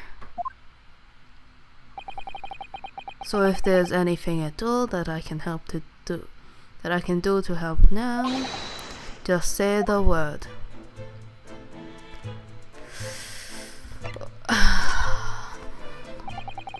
We're doing what we can to investigate Kazuma's death ourselves. I thought you might be. You didn't do it, did you? You're not the killer? Of course not. We'd really like to investigate the cabin next door.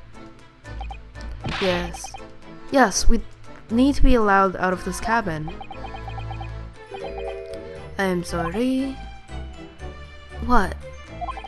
You've been deemed a risk to the ship's safety. If you've moved to even touch the handle of the cabin door, that stormy-looking seaman would surely snap your neck in two. I suppose I'm not just a stowaway now. They think I'm a murderer as well. Would it be possible to give me something to work with? Do you think I'm going to need something persuasive? What do you mean? What do you mean? if I had a solid reason why the next door cabin should be investigated. For example, I'd do everything I could to persuade the captain to allow it. Really, I'd lay my life on the line if I had to. No, stop. I'm switching. Oh. I really needed it, like. But I don't see how. There may be a way. What? Really? Think of how you tried to persuade me of your innocence, Naruhodo-san. By presenting me with a piece of evidence that you already had in your possession. Evidence? Which piece of evidence would we have that? Diary. Okay. Evidence? It's just the same as when you were in court. You must have done it many times in your trial. Simply select the present panel and choose some evidence that Inspector Hosonaga could use. So, evidence that would give us a viable reason to investigate the next door cabin, is it? Alright, yes. I think I know what we can use. Let's see if I can present the detective the evidence he needs to persuade the captain.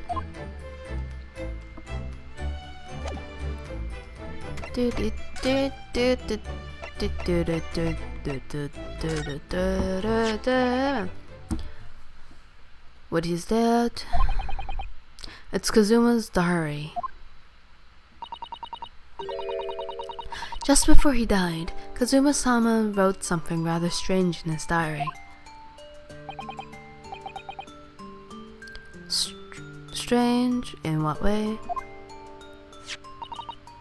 He wrote, what looks like some kind of speckled band is dangling from the ventilator grill.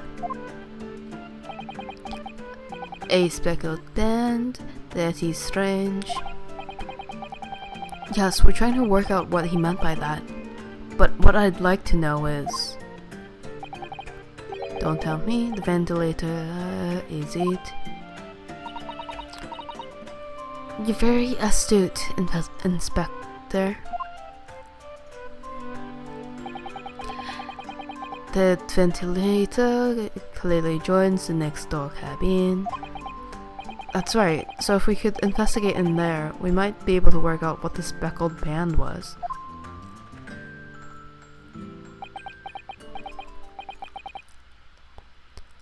Alright then. I can't leave this cabin at the moment. I'm stuck here until we arrive at the next port.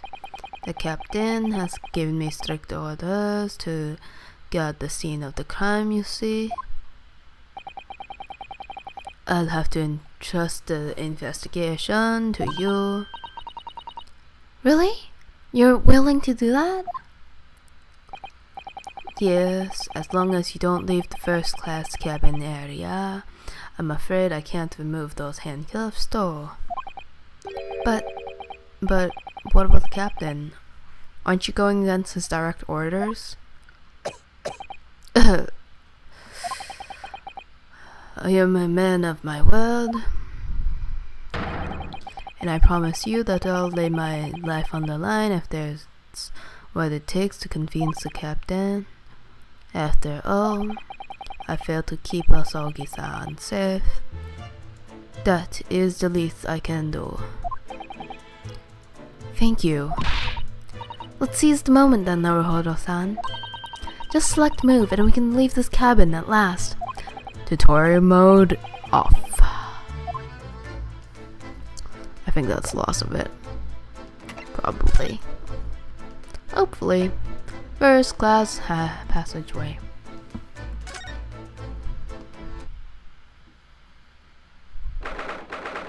Ninth, January 7:48 a.m. SS Buria, first class cabin passageway. Phew, I'm finally out of that cabin. I have to admit, this isn't quite what I was expecting. It's less spacious out here than I thought it'd be. And this is the most luxurious accommodation. Yes, indeed. Kazuma-sama was being sent on the study tour by the government. That's why he was being put up in a first-class cabin. Even still, this is about twice as large as my accommodation in steerage. Really? That must be awful. Oh, look over there. There's another crewman keeping watch. And he looks enormous, even if he is standing down. The door next to him leads to the second-class accommodation. I suppose he's making sure that no one comes in here who shouldn't. I suppose... like people in handcuffs. Naruhodo-san, you look like a little boy visiting a toy shop for the first time. I would have thought you'd be used to the ship by now. We've been at sea for 2 weeks already. Well, yes, I know. The thing is, I was inside Kazuma's trunk when I first came aboard. And ever since then, I've been shut up inside that little wardrobe. It must have been a very trying time for you. Please, don't give me that pitying look. What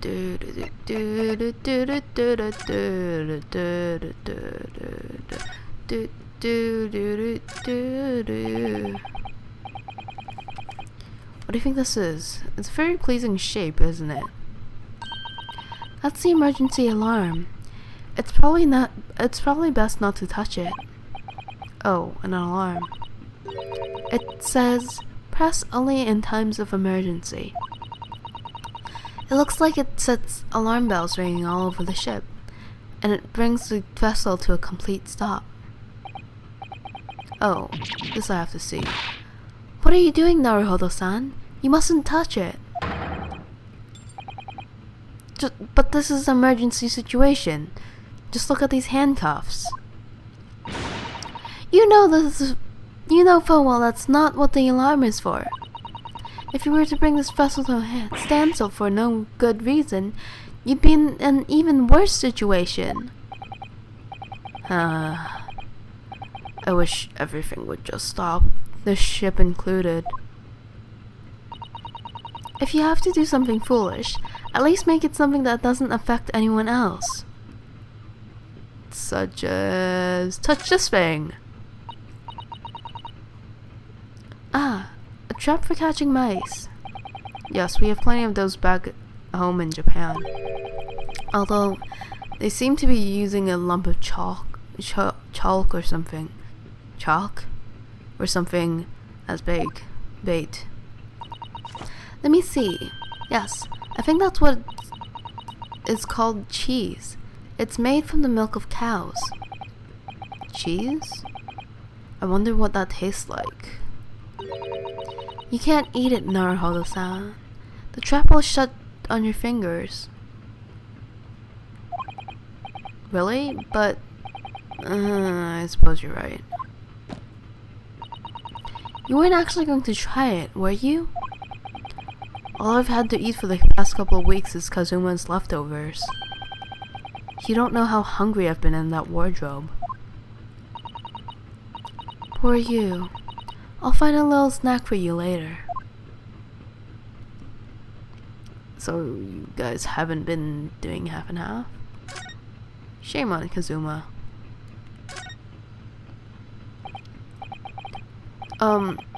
Excuse me, but could I ask you something? You little stowaway murderer. That wasn't a good start, wasn't it? Was it? Alright, let me try instead. Good day, Mr. Sailor. I'm sorry to trouble you, but could I perhaps ask something of you?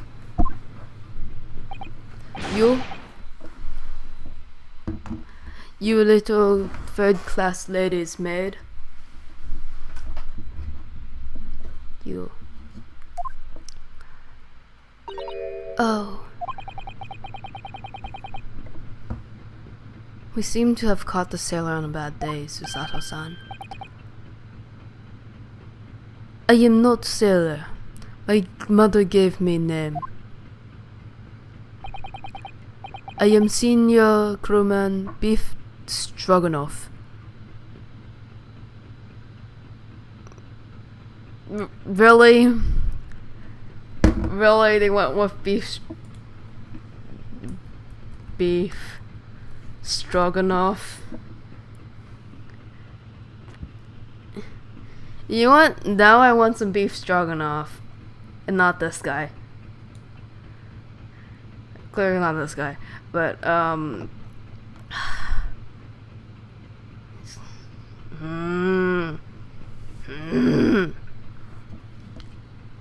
Hi, senior crewman Beef Stroganoff.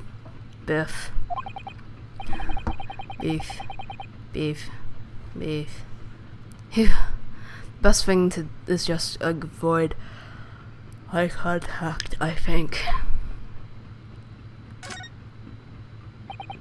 Mr. Stroganoff. About the first class cabin area. Here we are in finest part of the steamship for very important persons. What sort of very important persons? Government officials, kings and queens traveling in secret. Many important persons. That is why I am always guarding this place. Gosh, that's amazing. But somehow I let stupid stowaway inside. I want to pick you up and throw you in ocean, but Stroganoff is not animal. Thank you? If I may, I was wondering, is the cabin next to Mr. Asogi currently occupied? Da.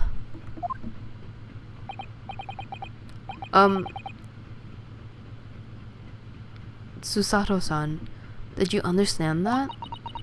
It sounded like da. I think it's probably Russian for yes. Or no. Genius. It is not permitted to visit the cabins without invitation.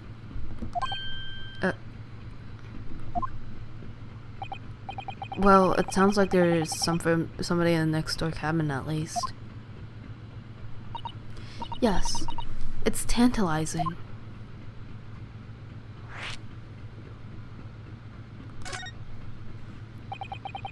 Could you tell us who's traveling in the cabin next to the Mr. Asogi's? His name is Mr. Grimsby Droylot. He is a very important Western gentleman. Would you go with Western, or would you go with, like, something that's not just Western? That's kind of weird, actually. Anyways, a Western gentleman? Do not think about it. He has nothing to do with the murder of student boy. How can you be so sure about that? Mr. Roylott is authentic Western gentleman. Such a man would have no interest in lowly student from insignificant Far East islands. That was harsh. Could you tell us when Mr. Roylott came aboard? That is not for your business. Come to think of it, even though we've been at sea for 2 weeks now, I've been in Kazuma's cabin the entire time. I never once heard anything from the next door cabin, or even felt like there's anyone there. Well, presumably, since this gentleman is occupying one of the first class cabins, he must be rather important. Is that right? That is not your business.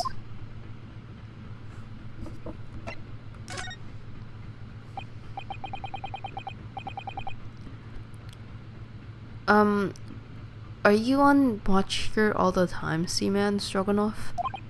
Duh, all time. So criminals like you cannot come in, or get out. I wonder, could you tell us anything about last night at all?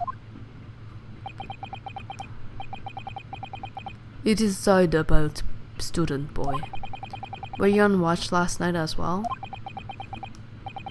Of course. And did you notice anything at the time? Anything unusual? There. I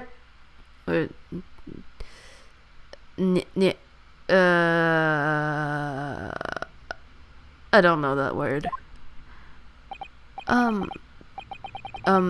Susato-san, did you understand that?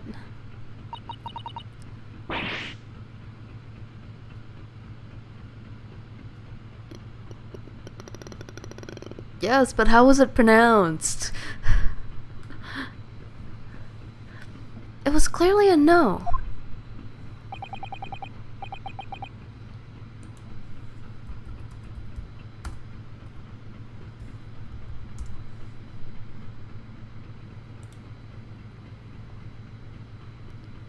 Okay, so it's niet. Okay, thank you. I saw nothing unusual. Nothing at all. And you didn't hear any strange noises? Or sense anything was wrong in some way? I said no! Sorry. I'm not so sure. I could have sworn that he wouldn't catch my eye for a moment there.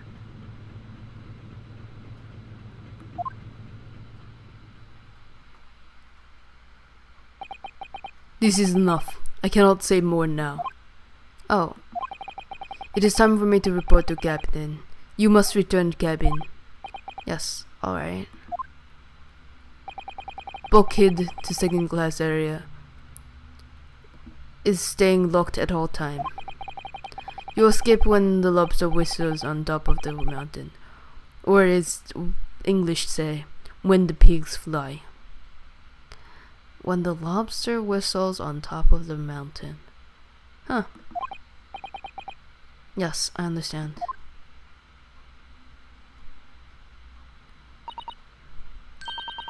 Good. Now we can investigate the area properly, shall we? Definitely.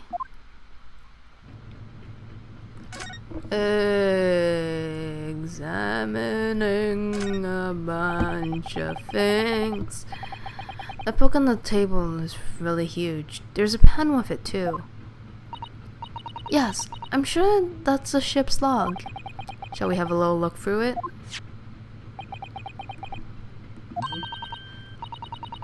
The writing's so neat and precise. Every detail about the voyage has been meticulously recorded. You wouldn't expect a rough and ready soldier to have such beautiful handwriting. Anyway, look here. Last night's log is mostly blank. Presumably, that means there was nothing to report. Nothing to report.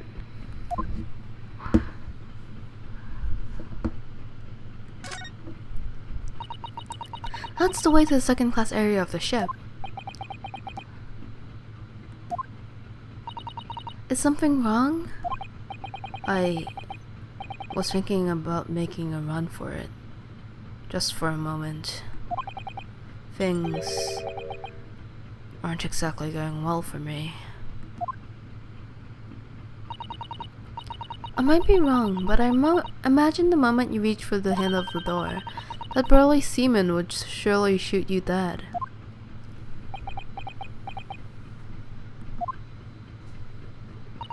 Oh dear. I'm sorry. Perhaps I went a little too far there. No, it started with my talk of running away. And there's no way I could run away with Kazuma's death while Kazuma's death remains a mystery anyway.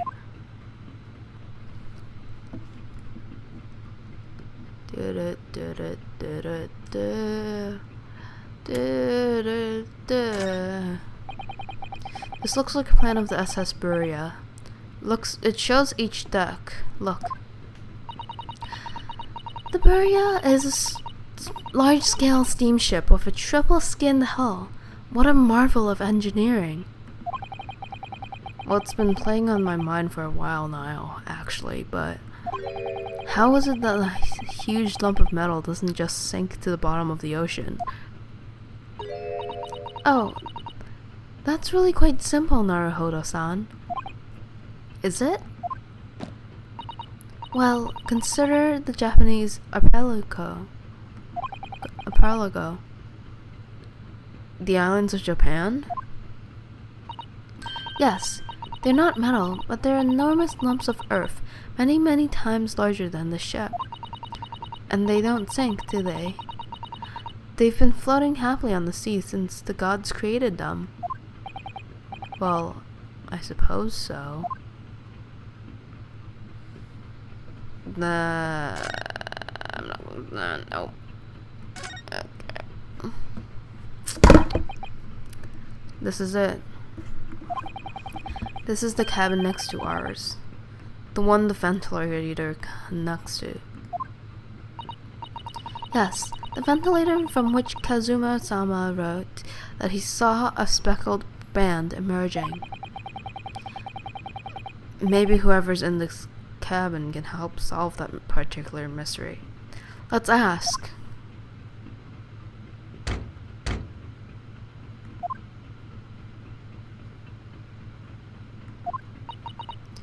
No answer. We're out of luck, it seems. There's no one in there to help for our inquiries. How annoying. Ah! What was that? It came from the inside of the cabin. Oh.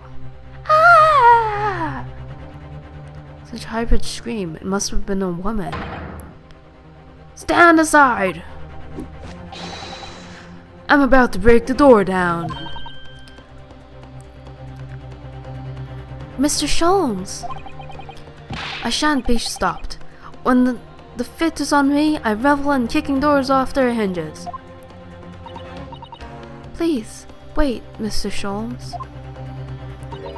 Door doesn't appear to be bolted. It doesn't? Then how the deuce can I dispatch this muscular urge? What, pray, can I kick? I think we should go in. There's no time to think about stress relief. It's the kidnapped woman! Surprise. 9th January, SS Buria. First class cabin number 2. Who are you? A Western gentleman? This man looks Russian to me. We heard a woman scream. A woman? Don't be absurd. As you can see, there's nobody but me in this cabin. True. This old man does appear to be the only person in here. But in that case, who just screamed? Get out, all of you. Now! Please excuse the intrusion, but you're Grimsby Roylott, I believe? Yes, that's me. And you're? I am the one and only, the actual Herlock Sholmes. You've heard of me, no doubt? No. No doubt. I'm a great detective among detectives, one who adores the cover of popular magazine, no less. So I assure you, you may trust me completely. Thus, the man uses that magazine like a business card. A detective? I do not trust detectives. We distinctly heard a scream emanating from within these walls. But there wouldn't appear to be a lady concealing herself within the wardrobe this time. So, the small traveling case and not the other garage thing. So might I be so bold as to ask you to open that small traveling case? What? Don't be stupid. How could anyone fit in a small trunk like that? Well, it's quite fashionable these days, is it not? Traveling inside one's trunk. Don't look at me. Oh my! Oh my! Did you see that, Mr. Naruhodo? Yes, the case just shook. Leave, now. Otherwise, I'll call the steward. So this is Kazuma's neighbor, Mr. Grimsby Warlot. Look in the bag. There's a woman in the bag. Probably. There's no doubt about it. The strange Russian man is hiding something.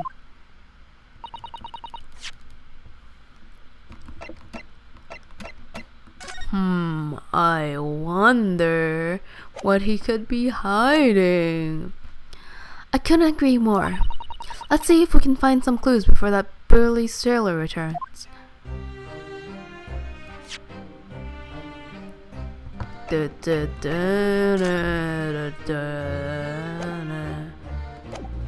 That's clearly a fake nose, I think. What is he doing? Do you have a moment, please? Do you have a moment, please, Mr. Sholmes? You need to only address me as Sholmes. That's what I just did, isn't it? Well, Mr. Sholmes, what are you doing in there? Why, I was resting, of course. Resting? Indeed. I was contemplating a sea voyage from the confines of the wardrobe whilst waiting for the inevitable time that you would need to call my great powers of detection into service. No, we can do this ourselves. Oh! And it would seem that the hour is upon us now. The time has come. Am I mistaken? Well, no, actually, you're spot on. For once. For once, and only once, you suck. Otherwise. Observe closely. Our Russian host is in this cabin, Mr. Warlot, is clearly trying to hide something. And do you know what that most effective weapon to use against a Russian hiding a secret? Why, the truth, of course. Though it should be pointed out that such methods are not exclusively for the Russians. Right. Can you imagine just how the Russian will react when the secret he guards so closely is exposed? Would you like to witness it? Oh, yes, please. Well then, what you are about to see may well astound you. For I am about to apply my great detective's greatly admired deduction to the case.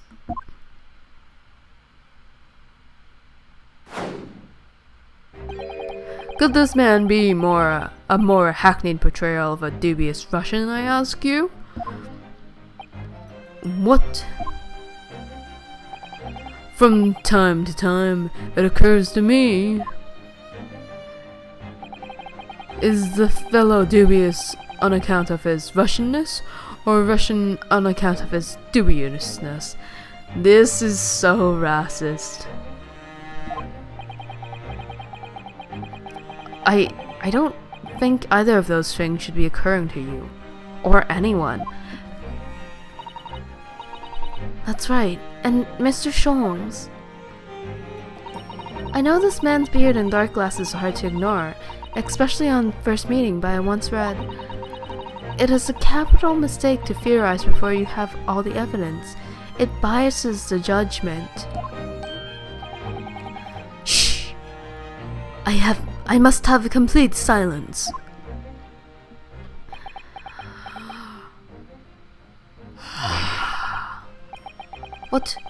What are you doing? What are you doing? Why are you peering at my face like that? Ah, just as I thought. Yes, I've quite made up my mind now. There can be no other explanation that accommodates all these facts. Mr. Roylott, I've reached two incontrovertible conclusions. What do you mean? Number 1. Your true identity is that of a villain. Using those shears, you're about to end the existence of something most dear. Are you not? Huh. And number 2, the other conclusion I've drawn, you are, at this moment, no less in the midst of committing a most grievous crime. Beneath that beard, your mouth quivers with nervous tension as you realize you have been discovered. Please discover him. Please discover him. Does it not? Ah! Oh, Nora Holzan. I'd never imagined I would witness one of Mr. Sholmes' great deductions with my own eyes. That was a great deduction. Nothing can deceive Mr. Sholmes. In a single glance, he can deduce all there is to know about a person. What an ineffable twaddle. Indeed. Oh, yes, I've read about it countless times in the adventures of Sherlock Sholmes. And now I've experienced the astonishing impact of his great deduction firsthand. It's like a dream come true. I can hardly believe it, but all the color has drained from Mr. Roylott's face. Looks like somehow both of Mr. Sholmes' conclusions were right. How could I possibly know such things, you wish to say? Very well then. I shall elucidate. I shall explain how it was that I arrived at this pair of conclusions. So I cordially invite you upon a journey of logical discovery. Let us board the train of reasoning. Put plainly, let us work through my deductions together.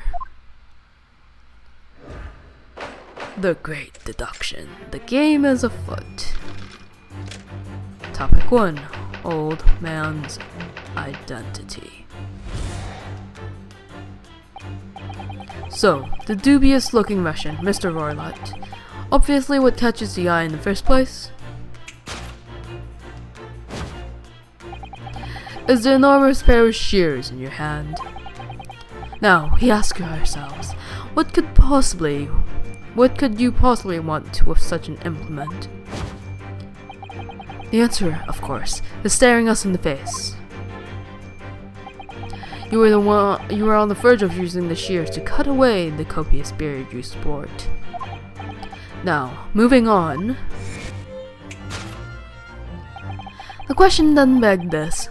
Why would you desire to rid yourself of this magnificent beard, Mr. Roylott? Once again, the answer is plain. We have clear evidence to shed light on the matter. Regard, if you will, this morning's newspaper, in particular, the fascinating front page article, which it would appear you have read also, Mr. Roylott. I'm sure it needs no further clarification. The evidence that reveals the true identity is the article about the revolutionary. In translation, the headlines reads, Revolutionary Villain Bolshevik flees Russia via Shanghai. As you cannot fail to observe, the subject of the article possesses an extremely copious beard. Having noted the article yourself, you decided to remove your incriminating facial hair before it gave you away. In short, your true identity is beyond doubt. You are the fearsome Russian revolutionary himself, Villain Bolshevik. Wait. Villain Bolshevik.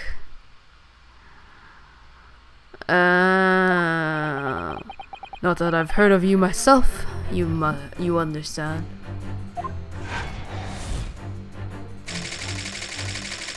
Conclusion. A revolutionary on the run. Topic 2. Wrongdoing. Now, as for my second conclusion, are we not gonna... We're not gonna get to logic this. He's just gonna talk his way through this, and we're not gonna get to play a game. Now, as for my... Well, to be fair, you kind of figure it out. Now, as for my second conclusion, you are, at this very moment, on the brink of committing a most grievous crime. And the proof of this crime? Over there. Oh yes, Mr. Roylott. Taken unawares, people have a propensity to let their eyes stray, you see. And I assure you, the eyes speak so much more eloquently and honestly than the mouth.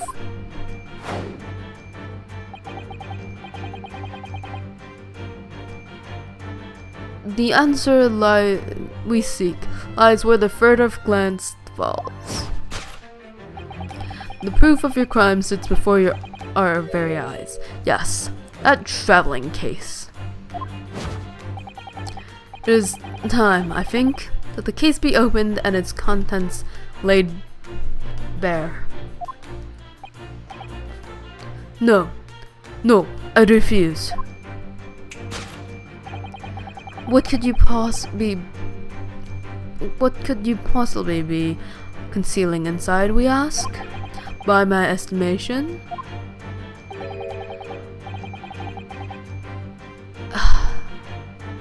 she's not that small. No way. A young lady, perhaps, one slight enough to fit therein. Don't be absurd. And what, pray, would be the identity of the young lady in the traveling case? Dear me, we are not well suited for a life of crime, are we? You're careless coup de dole?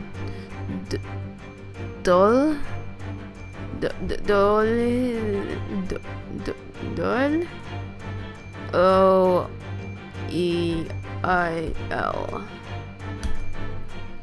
Or I.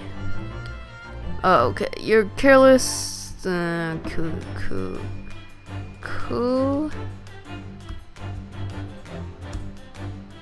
Doyle.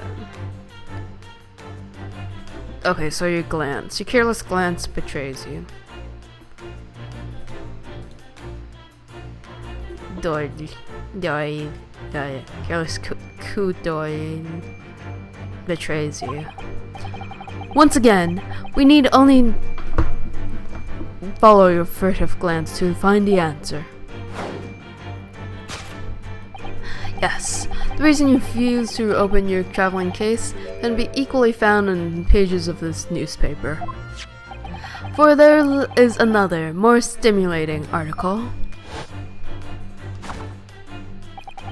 If we turn from the fleeting revolutionary to the back page. Renowned prima ballerina of Novafiche Ballet disappears from Shanghai. Such a headline can lead us to but one conclusion.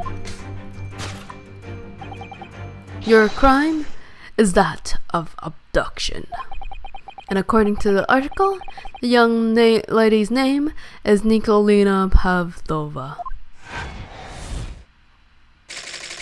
Conclusion: kidnapping of a young ballerina. Thus concludes Sherlock Sholmes' great deduction of this Russian enigma. Alamansky.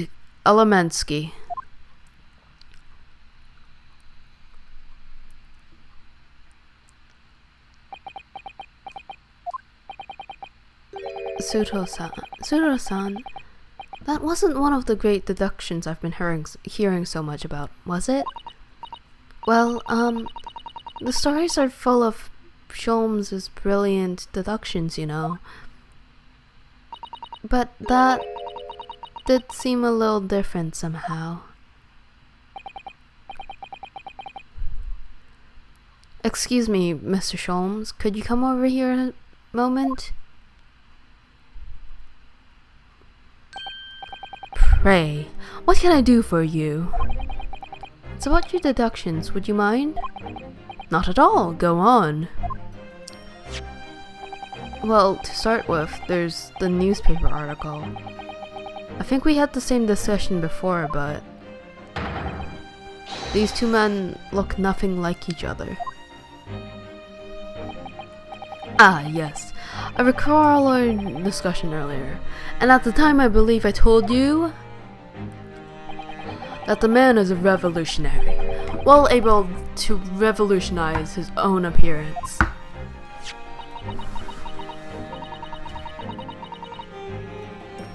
In fairness to Mr. Sholmes, Mr. Rordlot does look more like this man than you do. That's not the point. And another thing, the part about him abducting the ballerina, indeed, a truly startling revelation. At first glance, the case would be here too small to accommodate a young woman. Not just at first glance, it is too small, clearly. You'd be lucky to fit a 5-year-old child in that case, even if you pushed really hard. I don't suppose the missing ballerina is a 5-year-old child, is she? You mean you don't know? No. The young lady is 15. No, I didn't know. How could I? Well, if she's 15, then 10 years worth of her would be poking out from the case. Some years ago, I read something pertinent, I believe. The truth of men consuming vinegar daily in order to promote certain liftness in their bodies. Vinegar? For such a sour bunch, would surely be simplicity itself to contort oneself into the confines of that small case. Oh dear. You might be thinking of contortionists in the circus, Mr. Sholmes. This whole thing is turning into a circus. Mr. Naruhodo, something occurred to me about Mr. Sholmes' deductions just now. I think his powers of observation are, well, magical. His eyes cut to the heart of the matter, almost instantly. It's just where he directs his attention and his logic that seem a little off. Your idea of a little may be a little off itself, Miss Susato. It's just one or two keywords in his deductions seem to let him down. So I was wondering if we might perhaps tactfully switch them for alternatives. What do you think? Switch some keywords in his deductions? Yes, but very tactfully. I mean, I feel sure if we could do that, we'd unlock the true genius of Mr. Sholmes' great deduction. Our deduction! Screw this guy! Precisely the thought that was going through my own mind. This man is a lot of work. A lot of work. At times, I wonder how anyone puts up with me. Ah ha ha ha ha ha. It's not that funny. Ah, and you, my good fellow. Sorry? Take a moment to look at your wrists. My wrists? He is a magician, this man. Where are your handcuffs? Huh? How did... I felt they may hinder your ability to follow me in our dance of deduction. I don't believe it. Mr. Sholmes, you're a marvel. And don't worry.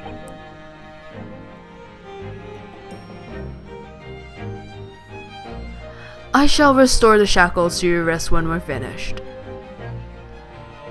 I doubt it. I'm not worried. In fact, I'd rather stay like this. So, let us begin. Herlock Sholmes is proud to present his logic and reasoning spectacular. Spectacular. More like, haha, 'cause you're an ass. Course correction. Hold it, Mr. Sholmes. Topic: Old man's identity, revolutionary on the run. So, the dubious-looking Russian, Mr. Roylott. Obviously, what catches the eye in the first place is the enormous pair of shoes in your hands. Now, we ask ourselves, what could you possibly want from such an implement?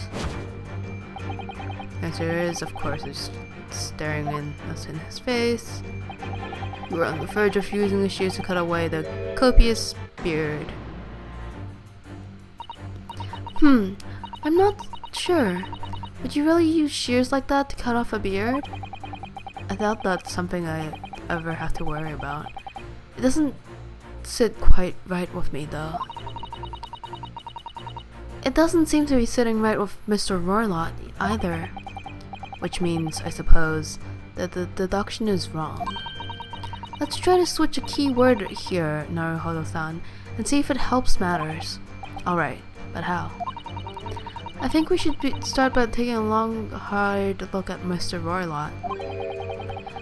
I wonder if it's really his beard that he intended to use those shears on. Exactly! If we manage to find something that seems to fit the sense of Mr. Holmes' deduction better, then what? Then I'll leave the rest in your capable hands, Naruhodo-san. Why am I the one to do something about this? Well, anyway, let's see if there's anything we could even use to switch around that last sentence.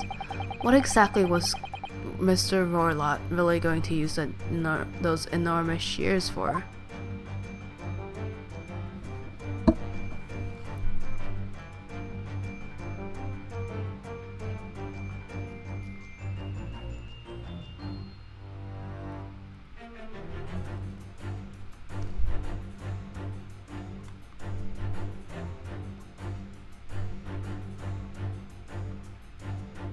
Coat buttons?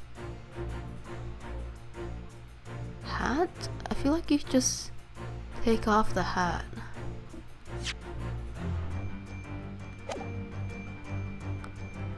Can he not take off the buttons himself. He could take off the hat. Buttons?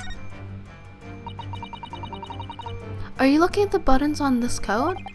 Could it be that Mr. Roylott was planning to cut these off? Oh, why? Well, when you're wearing thick gloves, it can be very hard to undo buttons.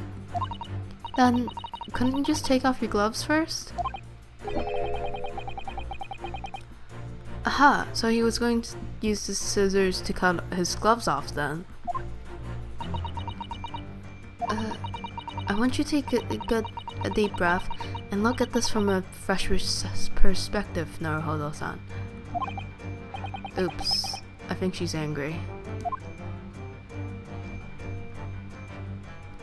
Oh, wait. Golden locks? What's this? It looks like a cascade of stunning golden locks. No, the color is not the point. The point is, what's it doing on the back of Mr. Roylott's head? And how's it growing out from underneath his thick black hair? Well, yes, that's true. It's so stunningly beautiful and stunningly surprising. Is he the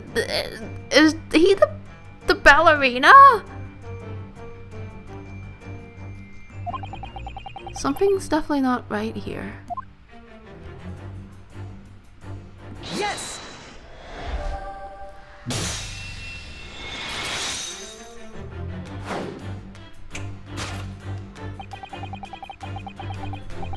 You were on the verge of using the shears to cut away the golden locks you sport. Indeed, you have identified the precise detail I was intending to expose. Such lush golden hair certainly does not befit an old man.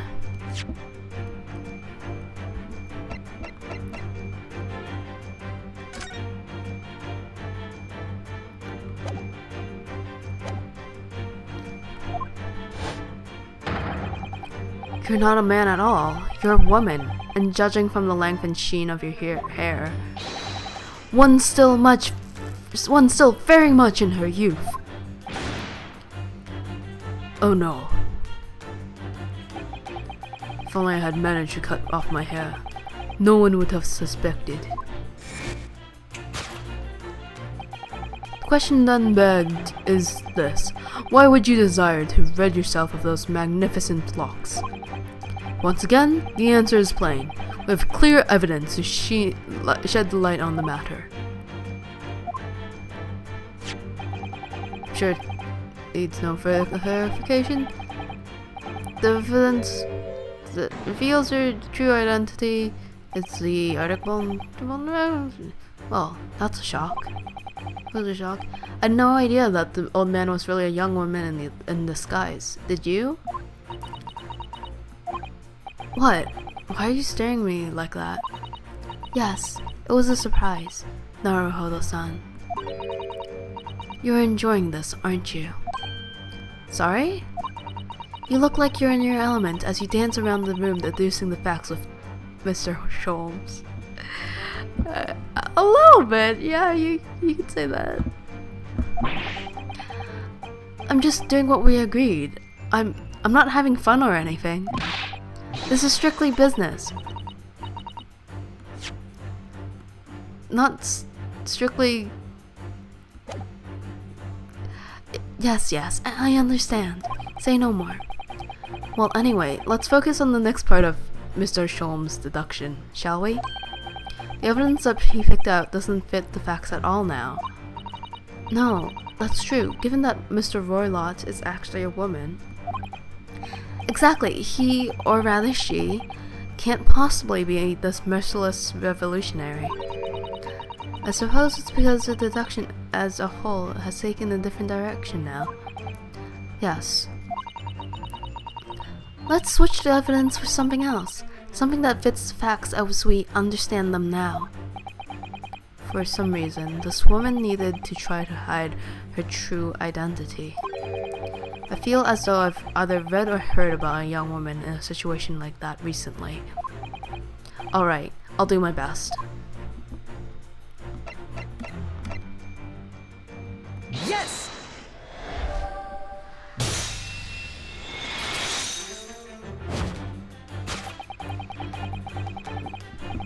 The evidence that reveals her true identity is, of course, the article about the ballerina.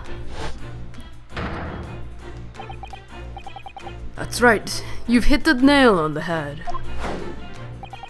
Renowned prima ballerina of Novovich Ballet disappears from Shanghai. It would appear that we are finally able to address you by your true name. Yes, because your true identity is that of the Novovich Ballet's prima ballerina, Miss Nikolina Pavlova. You're gonna cut yourself. Oh, you did cut your hat. Okay.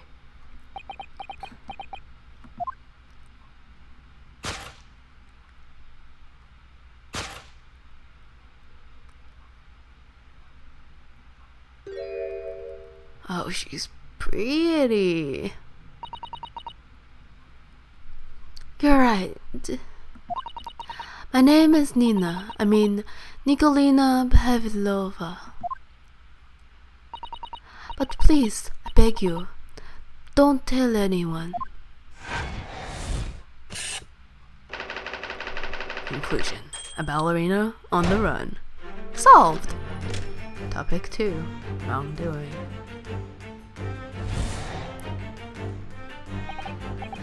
Now, as for my second conclusion,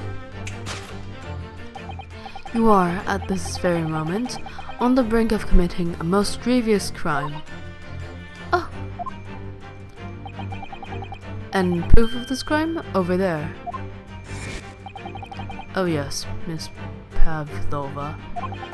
Taken unawares, people have a propensity to let their eyes stray, you see? Oh! And I assure you, the eyes speak so much more eloquently and honestly than the mouth. The answer we seek lies within the furtive glance, where the furtive glance falls. Proof that your crime sits before your very eyes. Yes, the traveling case. Yes, that traveling case. This woman is a ballerina. She's right in front of our eyes. So clearly, she can't be inside that traveling case as well. No, that's right. It seems she wasn't abducted at all. In which case, what is the crime the young woman is apparently committing? Ha. I see I'm going to have to step in and fix the great detective's mistake again.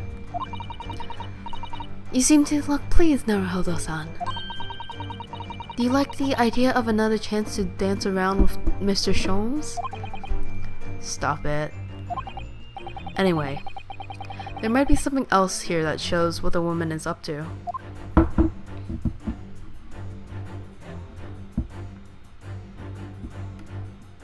Oh, the tiara. The very expensive tiara.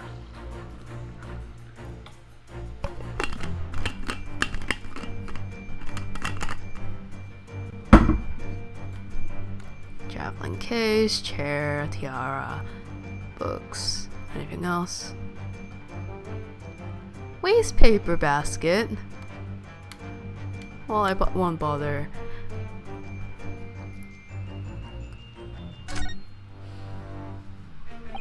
Wow. Wow, look at this dazzling tiara. I've never seen anything like it. Are those real diamonds, do you think? Oh, Naruhodo-san, try it on. What? Me? Isn't this usually girls who wear tiaras? Wouldn't you like to try it on? Oh, no, I couldn't possibly. It's far too beautiful. Why does this tiara look familiar? I feel like I've seen it somewhere recently. Not nearby with the waste paper basket.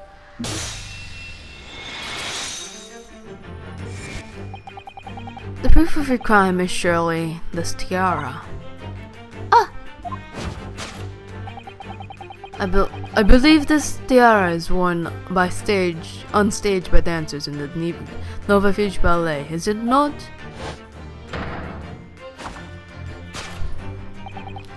Indeed, it would appear to be identical to the tiara pictured here in this newspaper article. And if the reporting is to be believed, it is an item worth 20,000 rubles. In summary, the crime you have committed is theft. Oh no! Yes, you left your ballet troupe, unlawfully taking the precious tiara with you. Ah!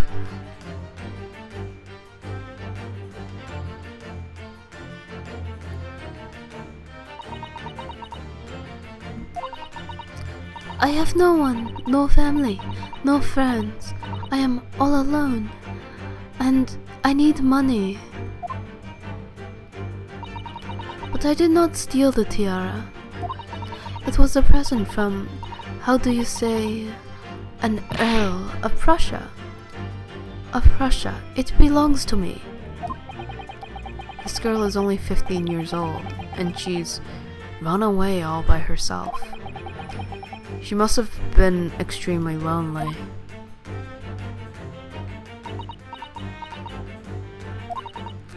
Alright, I will tell you everything.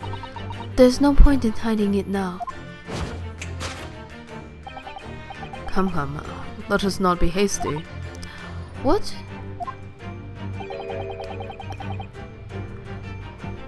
There remains one unsolved mystery about you. Mystery? But what do you mean?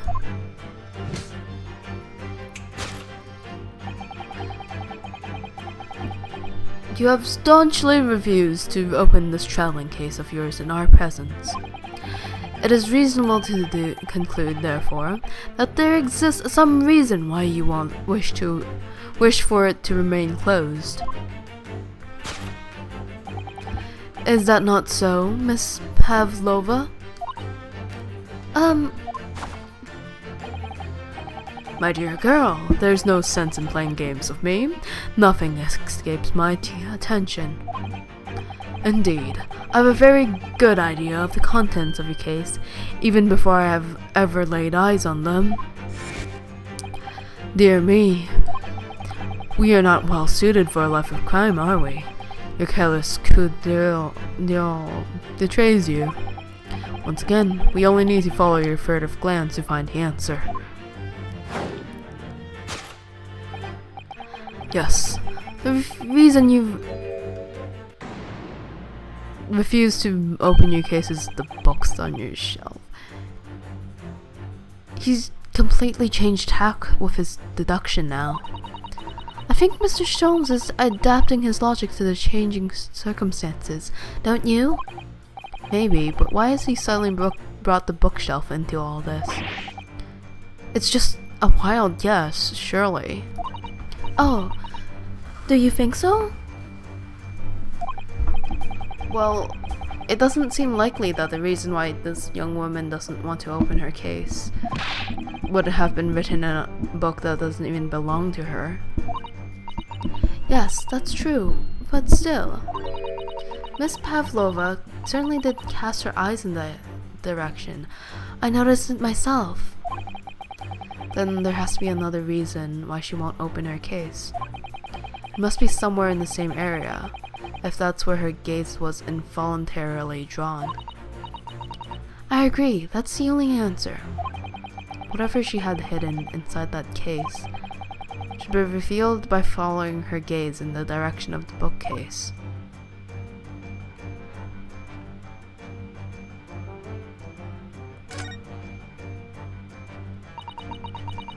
Rules of passage, no pets.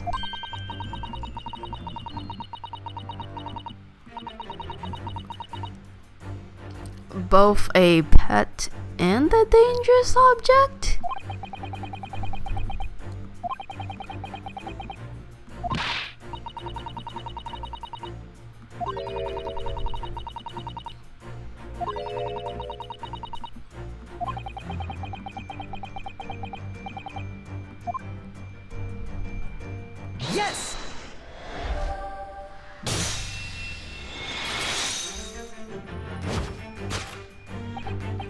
Yes, the reason you refuse to open your case is written in the rules of passage.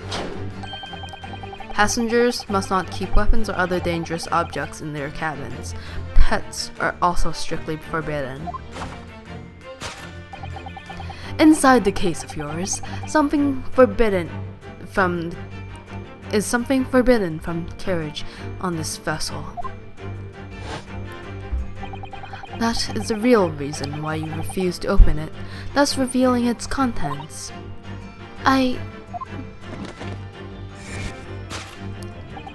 As we've seen, the trunk wobbles from time to time, but no weapon or other dangerous item would move of its own accord.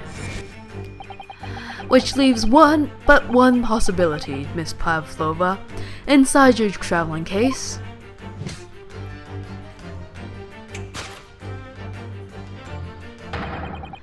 Is the last item listed as forbidden in the vessel's rules of passage, a pet. Ah!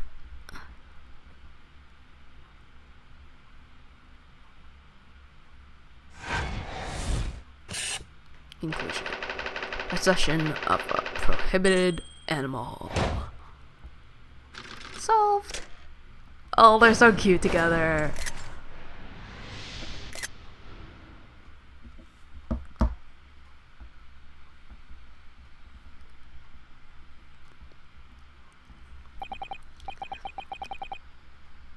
So clearly, you aren't who you said you were. No, I am not Grimsby Warlord. My real name is Nikolina Pavlova. Everything you said was correct. You absconded during one of your ballet company performances in order to escape your homeland. Later that same night, you stole aboard this vessel, which couldn't have been easy. The Buria is a huge steamship with a vast crew. Could she really have snuck on board without being noticed? In order to obscure your true identity, you somewhat recklessly took the guise of an old gentleman, and you intended to sever all links with your past by severing your long hair. Yet to a woman, hair is no trifling matter. My personal recommendation is to leave it well alone. So, if it was just you about to cut off your own hair, who was it that let out the scream we heard from outside the cabin? That veritable tinkling of a bell? Why, none other than this young lady, naturally. More like a full set of pipes, if you ask me. I was so scared when I ran away in Shanghai. I was so scared when I ran away in Shanghai. I was sure they would come looking for me. That is why I decided to, how do you say, disguise myself? Disgust myself? So no one would recognize me. As a result, you transformed yourself into that questionable old man? I see. I put on the fur hat and fake beard. Then, just before you came here, I saw it in the newspaper. Right on the page, there was a picture of me.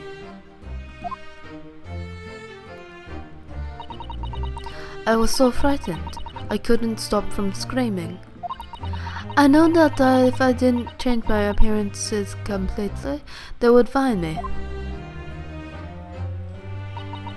So I decided to cut all my hair as fastly as possible. Then I picked up the scissors in my hand and, at that precise moment, we walked in through the annoyingly unlocked cabin door.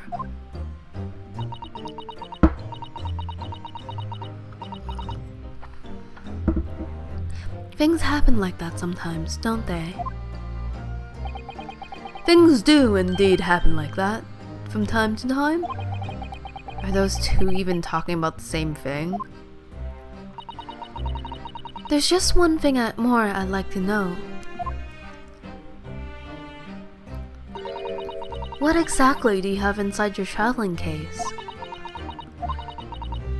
You were right, it is my dear friend inside.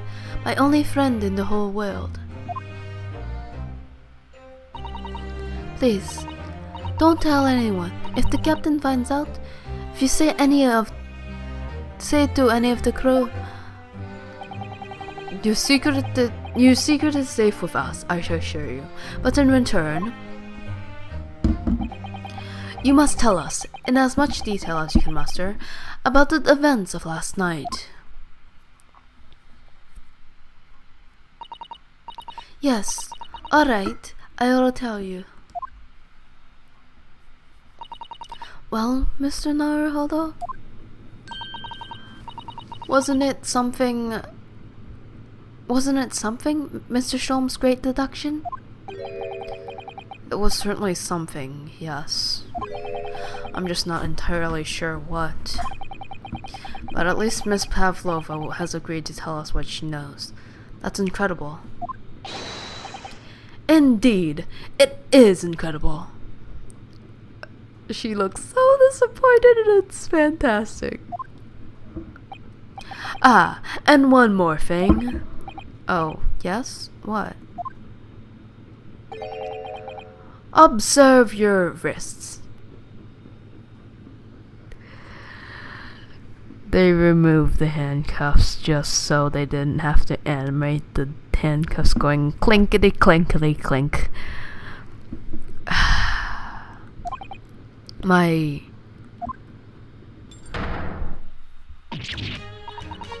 Ah! Your hands are cuffed again. What? But how? True to my word, I have restored your shackles. When and why? There's still a shadow of guilt cast over you, Mr. Naruhodo. I'm sorry to say, it can't be helped at the moment.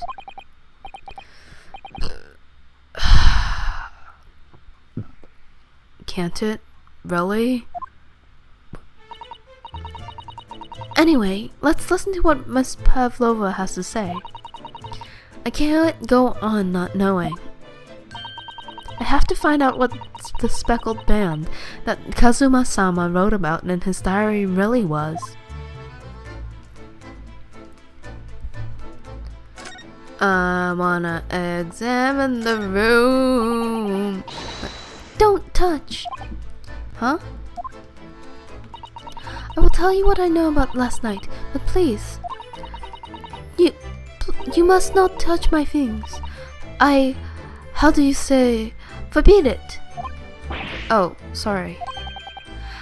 As well you should be, young man. What vulgar manners you have. Poking around in a young lady's private belongings, neither shall I allow it. Hypocrite. Okay, looking around. The plate is on the floor as well. Oh, that's all belongings. The bookshelf's totally all yours. Yep. Okay, all the things. Every single thing that is to be looked at. Okay. We'll converse with you.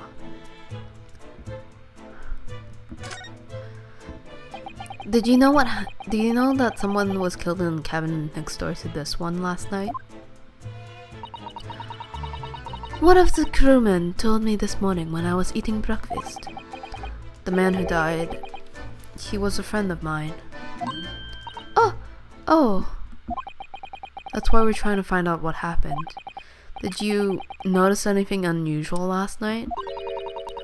Perhaps you heard a strange noise, for example. Perhaps people talking? Perhaps the ship was absorbed in a wild tempest. Perhaps its steam engine exploded. Perhaps everyone on board would have noticed if that happened. Miss Pavlova, is there anything you can tell us?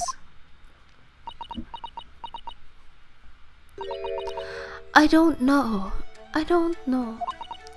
I'm sorry, but all I could think about last night was what I had done and whether they would find me. I didn't notice anything that was happening around me. Is this a new song? Or has it just been too low for me to hear? Maybe. Oh, I see.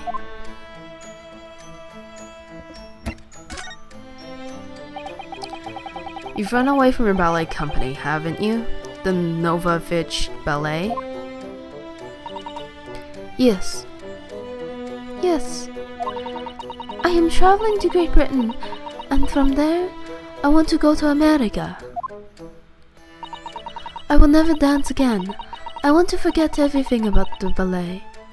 I will start a new life. You wish to forget? A challenging proposition when you have that striking tiara as a reminder. But that tiara is mine. I need it to leave.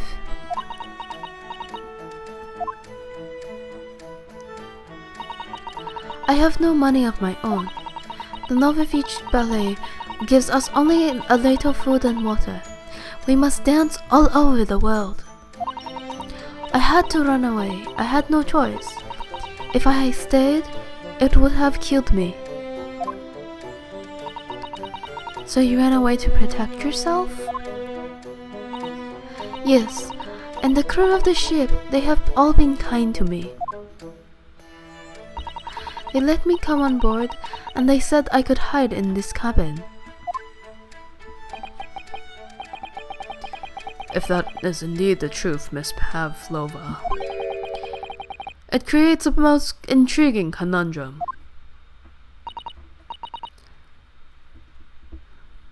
Yes, it does. What do you think about it, Mr. Naruhodo? Me? Oh, well, yes, of course. I think we should hear Miss Pavlova's explanation. To what conundrum, I'm not sure, but...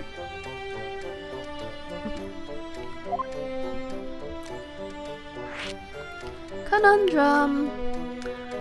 This is so great that they, like, when they add stuff, it's the next thing you're clicking on. This is so good. This is so good. Little improvements. Miss Pavlova, allow me to pose you a riddle.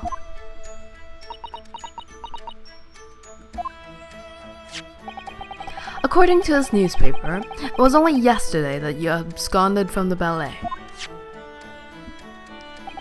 Now, that being the case, it must have been last night that you boarded this vessel.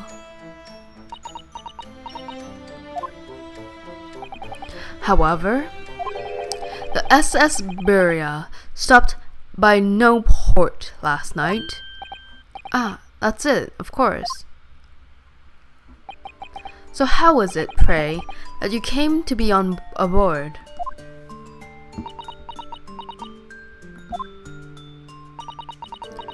Now that I think about it, the crewman outside the cabin acted very strangely when we mentioned that. It was just after we asked him up when the occupant of the cabin came aboard.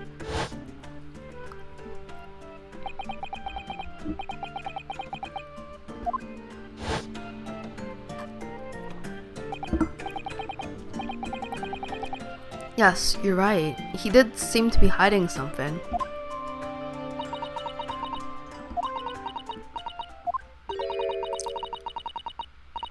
An angel descended from the heavens, bringing grace and beauty to the stage.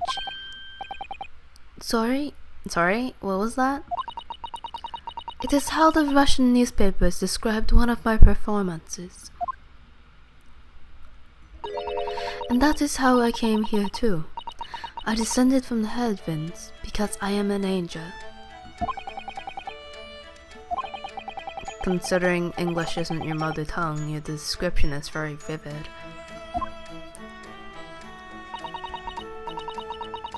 Mr. Sholmes once said, "I never can resist the touch of the dramatic." It seems Miss Pavlova is the same.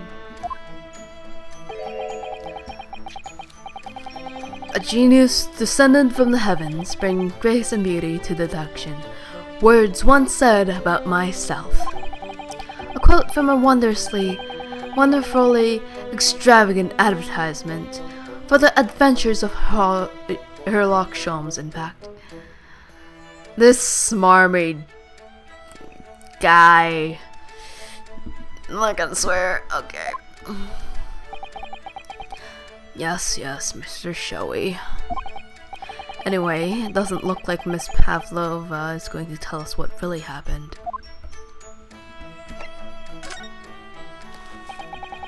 So the friend you mentioned is inside your traveling case. Is that right? I don't think animals are allowed on board, according to the rules of passage. Oh, please, don't tell any of the crew. If they found my precious... Then the burly Russians would bestir themselves in union to throw you and your case overboard, no doubt. Ah! So reassuring, Mr. Sholmes. But what sort of head is your friend? A little puppy? It is, isn't it?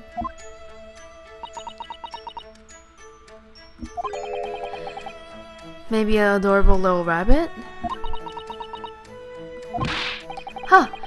You credit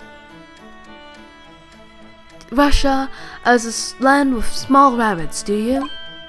Oh, don't they have small rabbits then? You may well ask. I have no idea.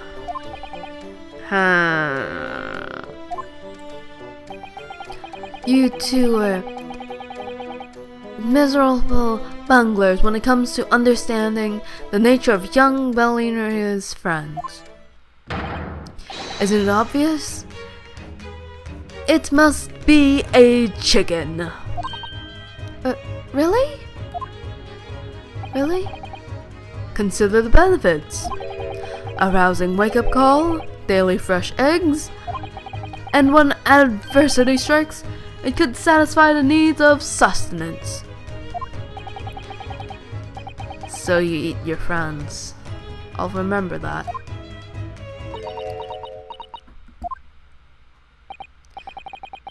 Well, it would appear this friend's identity is a closely guarded secret not to be revealed.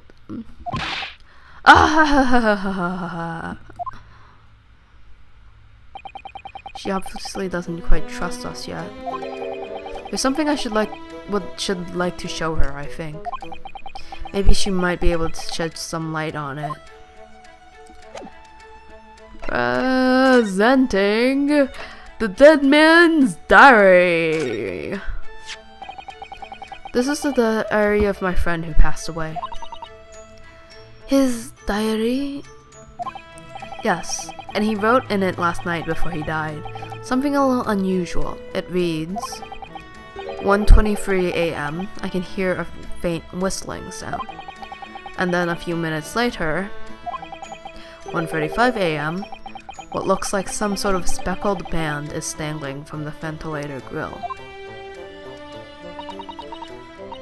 A speckled band? I don't understand. It's strange, isn't it? But the ventilator he mentions joins to this cabin, you see. It's up there on the wall. In other words, this cabin and the victim's cabin are connected together. Oh. Miss Pavlova? Miss Pavlova, has something occurred to you? Does the speckled band the victim mentioned mean something to you? Or the whistling sound, perhaps? No. I don't know anything. Oh.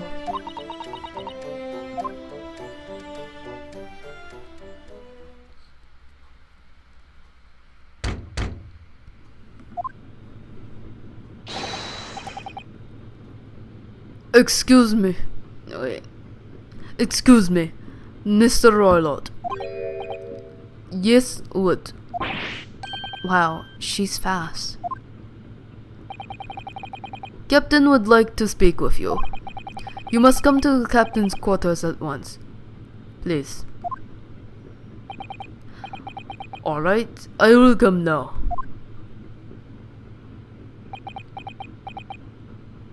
Just put all your long hair into your hat.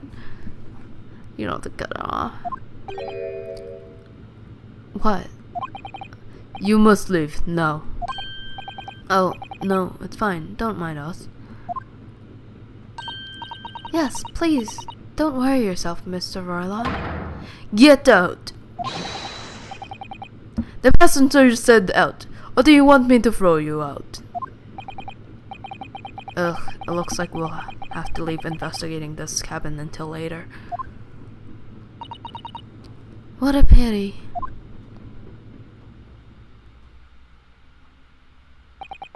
And so we lost our chance. Having still not managed to investigate Miss Pavlova's cabin, we were unceremoniously chased out. That is to say, we were quite literally picked up and thrown into the passageway outside. To be continued.